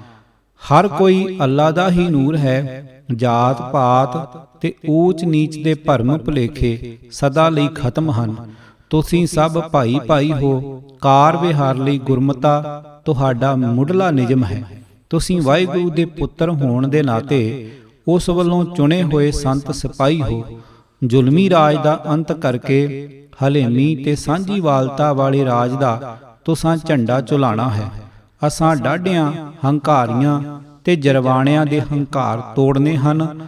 ਕੱਖਾਂ ਵਾਂਗ ਪੈਰਾਂ ਹੇਠ ਲਿਤਾੜੀ ਦਿਆਂ ਗਰੀਬਾਂ ਕੰਗਲਿਆਂ ਨੂੰ ਬਾਦਸ਼ਾਹੀਆਂ ਦਿੱਤੀਆਂ ਹਨ।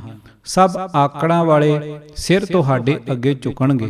ਇਹ ਦੇਸ਼, ਇਹ ਧਰਤੀ ਤੁਹਾਡੀ ਮਾਲਕੀ ਹੈ। ਤੁਹਾਡੇ ਸਿਰ ਤੇ ਕਲਗੀ ਸੋਹੇਗੀ ਜਾਂ ਆਰੇ ਚੱਲਣਗੇ। ਗੁਲਾਮੀ ਦੀ ਪੰਡ ਨਹੀਂ ਠਹਿਰੇਗੀ। ਇਸ ਮਾਰਗ ਤੇ ਚੱਲਦਿਆਂ ਮੈਂ ਸਾਰਾ ਬਲ ਤੇਜ ਤੁਹਾਨੂੰ ਬਖਸ਼ਾਂਗਾ। ਪਰ ਜੇ ਤੁਸੀਂ ਫਿਰ ਨਖਿੱਧ ਬ੍ਰਾਹਮਣੀ ਰੀਤੀ ਵੱਲ ਧਿਆਨ ਕੀਤਾ ਤਾਂ ਯਾਦ ਰੱਖੋ, ਮੈਂ ਤੁਹਾਡੀ ਕਦੇ ਵੀ ਪ੍ਰਤੀਤ ਨਹੀਂ ਕਰਾਂਗਾ। ਖਾਲਸਾ ਜੀ, ਵਾਹਿਗੁਰੂ ਦੇ ਸਾਰੇ ਖਜ਼ਾਨੇ ਤੁਹਾਡੇ ਲਈ ਖੋਲ ਦਿੱਤੇ ਹਨ। ਸੂਰਮ ਗਤੀ ਨੂੰ ਤੁਹਾਡੇ ਉੱਤੇ ਨਿਬੇੜ ਦਿੱਤਾ ਹੈ। ਆਉਣ ਵਾਲੀ ਦੁਨੀਆ ਤੁਹਾਡੇ ਜੌਹਰਾਂ ਦੇ ਜਲਵੇ ਦੇਖੇਗੀ। ਇਹਨਾਂ ਸ਼ਬਦਾਂ ਨੇ ਹਰ ਹਿਰਦੇ ਨੂੰ ਹਲੂਣ ਸੁੱਟਿਆ। ਸੁਣ ਕੇ ਸਿੰਘਾਂ ਦੇ ਚਿਹਰੇ ਚੜ੍ਹਦੇ ਸੂਰਜ ਦੀ ਲਾਲੀ ਵਾਂਗ ਦਮਕਣ ਲੱਗੇ। ਦਿਲਾਂ ਵਿੱਚ ਰੋਹ ਦਾ ਠਾਠਾਂ ਮਾਰਨ ਲੱਗਾ। ਤਲਵਾਰਾਂ ਤੇ ਖੰਡੇ ਆਪ ਮੁਹਾਰੇ ਮਿਆਨਾਂ ਵਿੱਚੋਂ ਨਿਕਲ ਕੇ ਹਵਾ ਵਿੱਚ ਬਿਜਲੀਆਂ ਵਾਂਗ ਚਮਕਣ ਲੱਗੇ। ਨੇਜ਼ਿਆਂ ਦੀਆਂ ਅਣੀਆਂ ਅਸਮਾਨ ਵੱਲ ਉੱਠੀਆਂ, ਮਾਨੋ ਧਰਤੀ ਵੱਲੋਂ ਆਕਾਸ਼ ਵੱਲ ਬਲਦੀਆਂ ਲਾਟਾਂ ਜਾ ਰਹੀਆਂ ਹਨ। ਕਿਧਰੇ ਕਮਾਨਾਂ ਆਕੜਾਂ ਲੈਣ ਲੱਗੀਆਂ, ਪੱਥੀਆਂ ਵਿੱਚੋਂ ਤੀਰਾਂ ਗਿੱਠ-ਗਿੱਠ ਜੀਭਾਂ ਕੱਢ ਲਈਆਂ।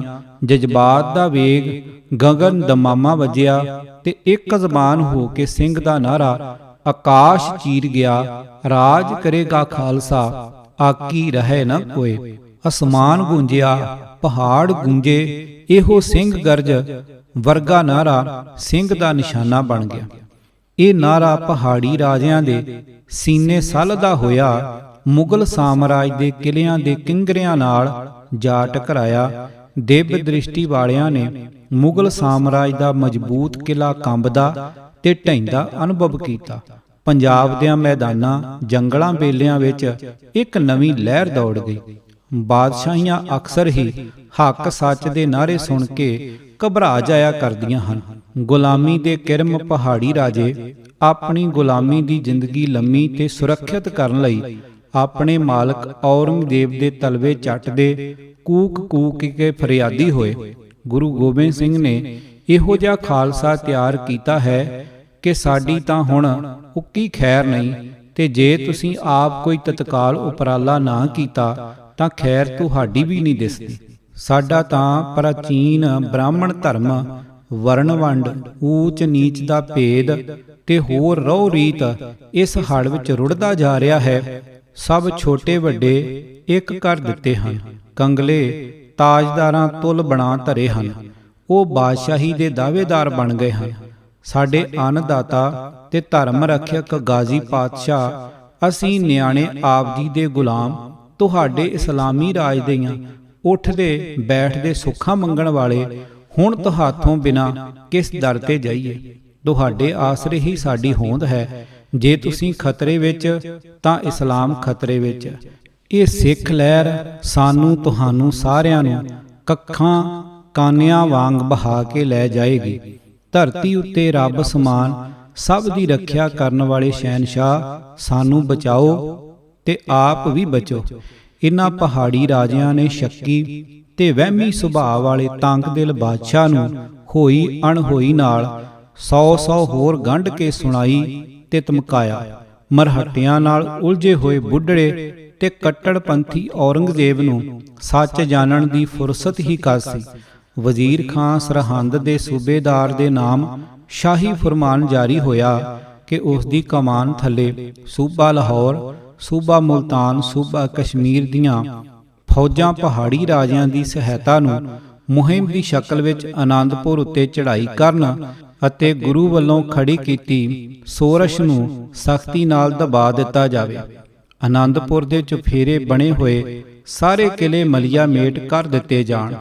ਵਿਸ਼ੇਸ਼ ਫੌਜ ਜਫਰ ਬੇਗ ਦੀ ਕਮਾਨ ਥੱਲਿਓਂ ਦਿੱਲੀੋਂ ਜਾ ਕੇ ਲੜਾਈ ਵਿੱਚ ਸ਼ਾਮਲ ਹੋਵੇ। ਗੁਰੂ ਦੇ ਜਿੰਦਾ ਫੜੇ ਜਾਣ ਦੀ ਸੂਰਤ ਵਿੱਚ ਉਸ ਨੂੰ ਬਾਲ ਬੱਚੇ ਸਮੇਤ ਦਿੱਲੀ ਲਿਆਂਦਾ ਜਾਵੇ ਤੇ ਕੈਦ ਵਿੱਚ ਰੱਖਿਆ ਜਾਵੇ। ਦੱਖਣੋਂ ਮੁੜ ਕੇ ਇਸ ਮਾਮਲੇ ਦਾ ਨਿਪਟਾਰਾ ਬਾਦਸ਼ਾਹ ਆਪ ਕਰੇਗਾ। ਇਸ ਮੁਹਿੰਮ ਨੂੰ ਹਫ਼ਤੇ ਮਹੀਨੇ ਨਹੀਂ ਲੱਗਣੇ ਚਾਹੀਦੇ, ਦਿਨਾਂ ਵਿੱਚ ਖਤਮ ਕਰਕੇ ਇਤਲਾਹ ਦਿੱਤੀ ਜਾਵੇ। ਇਸ ਹੁਕਮ ਦੀ ਤਾਮੀਲ ਵਜੋਂ ਝੱਟ ਤਿਆਰੀ ਹੋਈ। ਨਿੱਕੀਆਂ ਮੋਟੀਆਂ ਮੁਸਲਮਾਨ ਰਿਆਸਤਾਂ ਜਿਵੇਂ ਮਲੇਰਕੋਟਲਾ, ਕਪੂਰਥਲਾ, ਰਾਹੋਂ, ਕੋਟ ਤੁਵਾੜਾ, ਰਾਹੂ ਰਾਜੇ, ਬਜਵਾੜਾ ਆਦਿ ਤੇ ਛੋਟੇ ਮੋਟੇ ਜ਼ਗੀਰਦਾਰਾਂ, ਜ਼ਿਮੀਂਦਾਰਾਂ ਤੇ ਮੁਲਖਈਏ ਨੂੰ ਪੱਲਾ ਫੇਰ ਦਿੱਤਾ ਕਿ ਦੀਨ ਇਸਲਾਮ ਦਾ ਵੈਰੀ ਮਾਰਨਾ ਹੈ। ਕਫਨ ਸਿਰਾਂ ਤੇ ਬੰਨ੍ਹ ਕੇ ਨਿਤਰੋ। ਅਣਗਿਣਤ ਪਠਾਨ, ਰੰਗੜ, ਗੁੱਜਰ, ਤੇਲੀ, ਸਕੇ ਤੇ ਅਰਾਈ, ਮੋਚੀ, ਮਹਿੰਦੀਆਂ ਲਾ, ਗਾਨੇ ਬਨ, ਗਾਜੀ ਬਣ ਤੁਰੇ। ਭੀਮ ਚੰਦ ਬਿਲਾਸਪੁਰੀਆ ਇਸ ਸਾਰੀ ਮਕਾਲ ਦਾ ਮੋਢੀ ਸੀ। ਉਸ ਦੇ ਦਾਦੇ ਤੇ ਬਾਈ ਧਰ ਦੇ ਹੋਰ ਕਈ ਰਾਜਿਆਂ ਦੇ ਦਾਦੇ ਪੜਦਾਦੇ ਗਵਾਲੀਅਰ ਦੇ ਕਿਲੇ ਵਿੱਚ ਜਦ ਕੈਦ ਸਨ ਤੇ ਮੌਤ ਦੀਆਂ ਘੜੀਆਂ ਗਿਣ ਰਹੇ ਸਨ। ਗਵਾਲੀਅਰ ਦੇ ਕਿਲੇ ਵਿੱਚ ਕੈਦ ਦਾ ਮਤਲਬ ਹੀ ਇਹ ਸੀ ਕਿ ਕੈਦੀ ਉਸ ਵਿੱਚੋਂ ਕਦੀ ਜਿੰਦਾ ਵਾਪਸ ਨਹੀਂ ਸੀ ਆਉਂਦਾ। ਉਹਨਾਂ ਦੀਆਂ ਹੱਥ ਘੜੀਆਂ ਬੇੜੀਆਂ ਉਦੋਂ ਹੀ ਲੈਂਦੀਆਂ ਸਨ ਜਦ ਰੂਹ ਜਿਸਮ ਚੋਂ ਉੱਡ ਖਲੋਂਦੀ ਸੀ।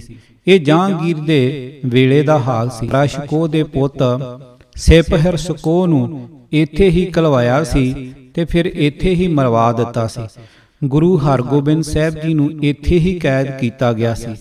ਫਰਕ ਸਿਰਫ ਇਹ ਸੀ ਕਿ ਉਹਨਾਂ ਨੂੰ ਨਜ਼ਰਬੰਦ ਕੀਤਾ ਗਿਆ ਸੀ, ਜੰਜੀਰ ਪਾ ਨਹੀਂ ਸੀ ਕੀਤਾ। ਜਦ ਜਹਾਂਗੀਰ ਨੇ ਉਹਨਾਂ ਨੂੰ ਰਿਹਾ ਕੀਤਾ ਤਾਂ ਉਹਨਾਂ ਨੇ ਕਿਲੇ ਨੂੰ ਛੱਡਣਾ ਇਸੇ ਸੂਰਤ ਵਿੱਚ ਮਨਜ਼ੂਰ ਕੀਤਾ ਕਿ ਜੋ ਹੋਰ ਜੰਜੀਰਾਂ ਪਾ ਕੈਦੀ ਹਨ ਉਹ ਸਭ ਛੱਡੇ ਜਾਣ।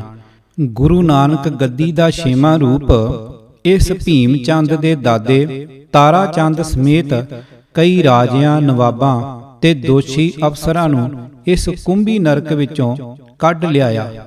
ਮਾਨੋ ਇਹ ਉਹਨਾਂ ਲੋਕਾਂ ਦਾ ਦੂਸਰਾ ਜਨਮ ਸੀ। ਇਹੋ ਜਿਹੇ ਕੈਦੀਆਂ ਦੀ ਗਿਣਤੀ 52 ਸੀ ਤੇ ਇਹ 6ਵੀਂ ਪਾਤਸ਼ਾਹੀ ਦੇ ਜਾਮੇ ਦੀਆਂ 52 ਕਲੀਆਂ ਫੜ ਕੇ ਨਿਕਲੇ ਸਨ। ਗੁਰੂ ਸਾਹਿਬ ਦੇ ਰਿਣੀ ਹੋਣ ਕਰਕੇ ਇਹ ਮੁਕਤੀ ਪ੍ਰਾਪਤ ਰਾਜੇ ਜ਼ਿੰਦਗੀ ਭਰ ਗੁਰੂ ਸਾਹਿਬਾਨ ਪਾਸ ਨਜ਼ਰਾਂ ਭੇਟ ਕਰਨ ਲਈ ਪਹੁੰਚਦੇ ਰਹੇ ਤੇ ਜਦ ਗੁਰੂ ਜੀ ਨੇ ਆਖਰੀ ਸਮੇਂ ਵਿੱਚ ਕੀਰਤਪੁਰ ਸਾਹਿਬ ਵਿਖੇ ਵਸੋਂ ਕਰ ਲਈ ਤਾਂ ਇਹ ਲੋਕ ਇੱਥੇ ਬੜੀ ਸ਼ਰਧਾ ਤੇ ਧੂਮ-ਧਾਮ ਨਾਲ ਆਇਆ ਕਰਦੇ ਸਨ। ਪਰ ਇਹ ਨਾ ਖਲਫ ਤੇ ਅਕਿਰਤ ਘਣ ਰਾਜਾ ਭੀਮ ਚੰਦ ਗੁਰੂ ਨਾਨਕ ਦੀ ਗੱਦੀ ਅਤੇ ਉਸ ਉੱਤੇ ਬਿਰਾਜਮਾਨ 10ਵੇਂ ਸਰੂਪ ਦਾ ਸਦਾ ਸਦਾ ਲਈ ਅੰਤ ਕਰਨ ਲਈ ਲੂਰੀਆਂ ਲੈ ਰਿਹਾ ਹੈ। ਆਪਣੇ ਨਾਪਾਕ ਤੇ ਖੁਦਗਰਦ ਇਰਾਦਿਆਂ ਵਿੱਚ ਇਨਸਾਨ ਕਿੰਨਾ ਡਿੱਗ ਸਕਦਾ ਹੈ, ਇਸ ਦਾ ਇਥੋਂ ਭਲੀ ਭਾਂਤ ਅੰਦਾਜ਼ਾ ਹੋ ਸਕਦਾ।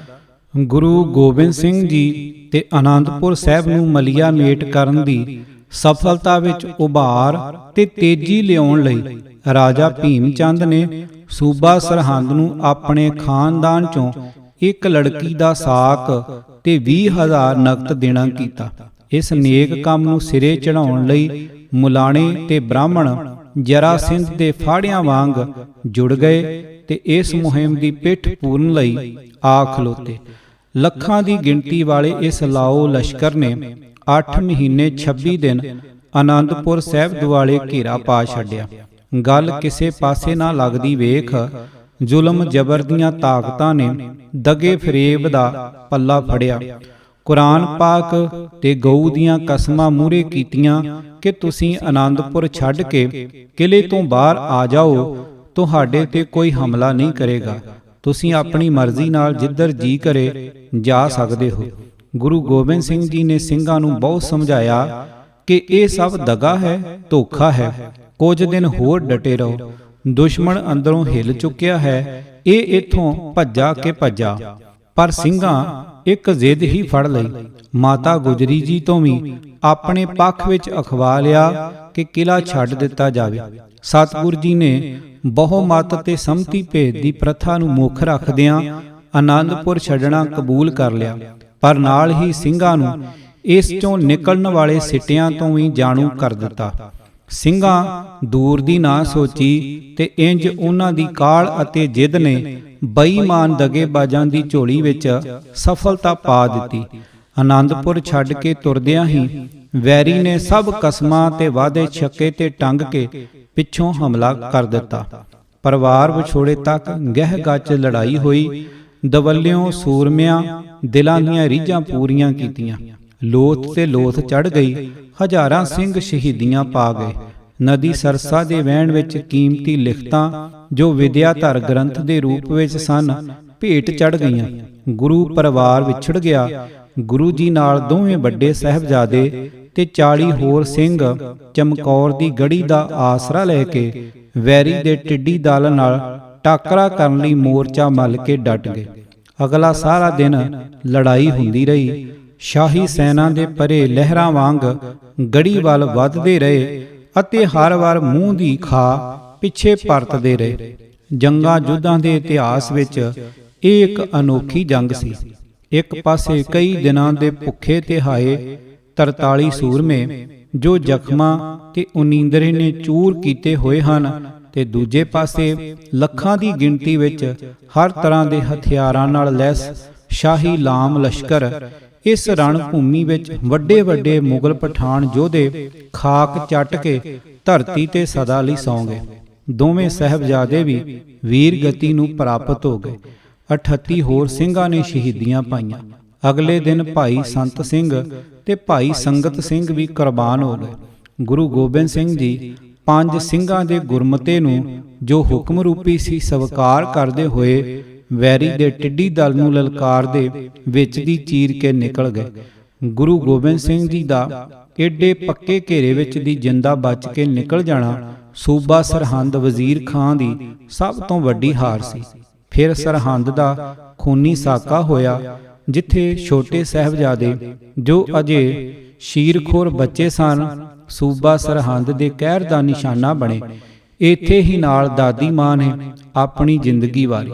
ਸੂਬਾ ਵਜ਼ੀਰ ਖਾਂ ਨੇ ਸ਼ੇਖੀ ਮਾਰੀ, ਆਨੰਦਪੁਰ ਮੈਂ ਢਾਹ ਢੇਰੀ ਕਰ ਦਿੱਤਾ ਹੈ, ਖਾਲਸਾ ਮਾਰ ਮੁਕਾਇਆ ਹੈ, ਗੁਰੂ ਦਾ ਸਾਰਾ ਟੱਬਰ ਤਲਵਾਰ ਦੇ ਘਾਟ ਉਤਾਰ ਦਿੱਤਾ ਹੈ। ਇਕੱਲਾ ਗੋਬਿੰਦ ਸਿੰਘ ਮੇਰੇ ਅੱਗੇ ਕਿੰਨਾ ਕੁ ਚਿਰ ਅੜੇਗਾ। ਮੇਰੇ ਆਪਦਾਰ ਤੇਗੇ ਤੋਂ ਬਚ ਕੇ ਕਿਧਰੇ ਨਹੀਂ ਜਾ ਸਕਦਾ, ਪਲਾਂ ਘੜੀਆਂ ਦਾ ਪ੍ਰਾਹੁਣਾ ਹੈ। ਹੋਰ ਕੋਈ ਫਿਰਕਾ ਜਾਂ ਕੌਮ ਹੁੰਦੀ ਤਾਂ ਵਾਕਿਆ ਹੀ ਵਜ਼ੀਰ ਖਾਂ ਦੀ ਸ਼ੇਖੀ ਸੱਚ ਸਾਬਤ ਹੋ ਜਾਂਦੀ, ਸਦਾ ਲਈ ਸਫਾਏ ਹਸਤੀ ਤੋਂ ਮਿਟ ਜਾਂਦੀ।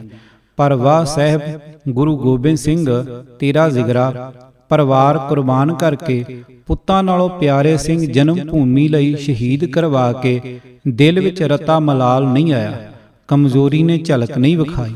ਤੇਰੀ ਕਲਮ ਨੇ ਰੰਜ ਅਫਸੋਸ ਦੀਆਂ ਲਿਖਤਾਂ ਨਹੀਂ ਲਿਖੀਆਂ, ਸਗੋਂ ਫਤਿਹਨਾਮਾ ਅਤੇ ਜ਼ਫਰਨਾਮਾ ਲਿਖ ਕੇ ਬਾਦਸ਼ਾਹ ਨੂੰ ਵੰਗਾਰਿਆ ਅਤੇ ਧਰਮ ਰੱਖਿਅਕ ਤੇ ਪੱਕਾ ਮੁਸਲਮਾਨ ਹੋਣ ਦਾ ਪਾਇਆ ਹੋਇਆ ਉਸ ਦਾ ਜਾਮਾ ਤਾਰ-ਤਾਰ ਕਰ ਦਿੱਤਾ ਹੈ। ਉਹਨਾਂ ਲਿਖਿਆ, ਬੁੱਤ ਪ੍ਰਸਤੀ ਪਹਾੜੀਆਂ ਨੇ ਮੇਰੇ ਉੱਤੇ ਜੰਗ ਠੋਸੀ, ਤੂੰ ਮੋਮਨ ਅਖਵਾਉਣ ਵਾਲਾ ਤੇ ਬੁੱਤ ਸ਼ਿਕਨ ਹੋ ਕੇ ਉਹਨਾਂ ਦੀ ਮੇਰੇ ਵਿਰੁੱਧ ਸਹਾਇਤਾ ਕੀਤੀ। ਬਾਪ ਨੂੰ ਕੈਦ ਵਿੱਚ ਰੋਲ ਕੇ ਤੇ ਭਰਾਵਾਂ ਨੂੰ ਧੋਖਿਆਂ ਨਾਲ ਕੋਹ ਮਾਰਨ ਵਾਲੇ, ਕੁਰਾਨ ਦੀਆਂ ਕਸਮਾਂ ਤੋੜਨ ਵਾਲੇ, ਤੂੰ ਕਿਵੇਂ ਆਪਣੇ ਆਪ ਨੂੰ ਸੱਚਾ ਮੁਸਲਮਾਨ ਅਖਵਾ ਸਕਦਾ? ਪਾਪ ਤੇ ਜ਼ੁਲਮ ਦਾ ਰਸਤਾ ਛੱਡ ਕੇ ਨੇਕੀ ਵੱਲ ਆ। ਲੜਾਈ ਦੀ ਤੇਰੇ ਦਿਲ ਵਿੱਚ ਸਿੱਖ ਹੋਵੇ ਤਾਂ ਜੀ ਸਦਕੇ ਤਾਣ ਲਾ ਕੇ ਆ। ਮੈਂ ਦੀਨੇ ਕਾਂਗੜ ਬੈਰਾੜਾਂ ਦੇ ਦੇਸ਼ ਬੈਠਾ ਤੇਰੀ ਉਡੀਕ ਵਿੱਚ ਹਾਂ।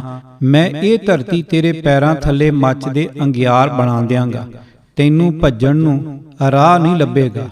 ਪਰ ਹਾਂ, ਜੇ ਤੂੰ ਨੀਅਤ ਰਾਸ ਨਾਲ ਤੌਬਾ ਕਰਦਾ, ਇਨਸਾਨੀਅਤ ਦੇ ਰਾਹ ਚੱਲਣ ਵਾਲਾ ਬਣ ਕੇ ਆਵੇਂ ਤਾਂ ਮੈਂ ਤੇਰੇ ਤੇ ਰਹਿਮਤ ਦੀ ਬਾਰਿਸ਼ ਕਰਕੇ ਤੇਰੇ ਸਭ ਗੁਨਾਹ ਧੋ ਦੇਵਾਂਗਾ। ਤੂੰ ਸੁਰਖਰੂ ਹੋ ਕੇ ਅੱਲਾਹ ਪਾਕ ਦੇ ਹਜ਼ੂਰ ਜਾ ਸਕੇਂਗਾ। ਸ੍ਰੀ ਗੁਰੂ ਗੋਬਿੰਦ ਸਿੰਘ ਜੀ ਤੋਂ ਬਿਨਾਂ ਹੋਰ ਕੌਣ ਅਜਿਹੇ ਸ਼ਬਦ ਸਮੇਂ ਦੇ ਅਤੀ ਤਾਕਤਵਰ ਤੇ ਜ਼ਾਲਮ ਬਾਦਸ਼ਾਹ ਨੂੰ ਕਹਿ ਸਕਦਾ ਹੈ? ਅਜੇ 6 ਮਹੀਨੇ ਨਹੀਂ ਸਨ ਪਏ ਕਿ ਵਜ਼ੀਰ ਖਾਂ ਦੇ ਲਸ਼ਕਰ ਨੂੰ ਖਿਦਰਾਣੇ ਦੀ ਢਾਬ ਲਾਗੇ ਸਿੰਘਾਂ ਵੱਲੋਂ ਕਮਰ ਤੋੜ ਸ਼ਿਕਸਤ ਦਿੱਤੀ ਗਈ ਸੀ। ਦੁਨੀਆ ਨੂੰ ਇਹ ਸਾਬਤ ਕਰ ਦਿੱਤਾ ਕਿ ਇਹ ਕੌਮ ਸੁੱਚਾ ਸਪਾਤ ਹੈ। ਇਹ ਗਰਮੀ ਸਰਦੀ ਨਾਲ ਤਿੜਕਣ ਟੁੱਟਣ ਵਾਲੀ ਮਿੱਟੀ ਦੀ ਬਣੀ ਹੋਈ ਨਹੀਂ। ਇਸ ਸਭ ਜ਼ਾਵੀਏ ਤੇ ਮੰਜ਼ਰ ਸਾਈਂ ਬੁੱਲੇ ਸ਼ਾਹ ਦੀਆਂ ਅੱਖਾਂ ਸਾਹਮਣੇ ਵਾਪਰੇ ਸਨ। ਬਾਦਸ਼ਾਹ ਔਰੰਗਜ਼ੇਬ ਜ਼ਫਰਨਾਮਾ ਪੜ੍ਹ ਕੇ ਬਿਲਬਲਾ ਉੱਠਿਆ, ਬੜਾ ਪਛਤਾਪ ਕੀਤਾ ਜੋ ਉਸ ਵੱਲੋਂ ਆਪਣੇ ਪੁੱਤ ਸਹਿਜ਼ਾਦਾ ਮੁਅੱਜ਼ਮ ਨੂੰ ਲਿਖੀਆਂ ਚਿੱਠੀਆਂ ਚੋਂ ਜ਼ਾਹਰ ਹੁੰਦਾ ਹੈ। ਔਰੰਗਜ਼ੇਬ ਗੁਰੂ ਮਹਾਰਾਜ ਦੀ ਮੁਲਾਕਾਤ ਲਈ ਬੇਬਲ ਹੋ ਉੱਠਿਆ, ਪਰ ਸਮੇਂ ਨੇ ਉਸ ਦਾ ਸਾਥ ਨਾ ਦਿੱਤਾ, ਨਹੀਂ ਤਾਂ ਇਹ ਮੁਲਾਕਾਤ ਸਮੇਂ ਦਾ ਰੁਖ ਫੇਰ ਦਿੰਦੀ ਅਤੇ ਇਤਿਹਾਸ ਕੁਝ ਹੋਰ ਹੀ ਹੁੰਦਾ। ਭੂਰਿਆਂ ਵਾਲੇ ਰਾਜੇ ਕੀਤੇ ਭਾਗ ਦੂਜਾ। ਲੇਖਕ ਪ੍ਰਿੰਸੀਪਲ ਸਵਰਨ ਸਿੰਘ ਚੂਸਲੇਵੜ। ਆਵਾਜ਼ ਭਾਈ ਗੁਰਜੰਟ ਸਿੰਘ ਰੂਪੋਵਾਲੀ। ਵਾਹਿਗੁਰੂ ਜੀ ਕਾ ਖਾਲਸਾ, ਵਾਹਿਗੁਰੂ ਜੀ ਕੀ ਫਤਿਹ।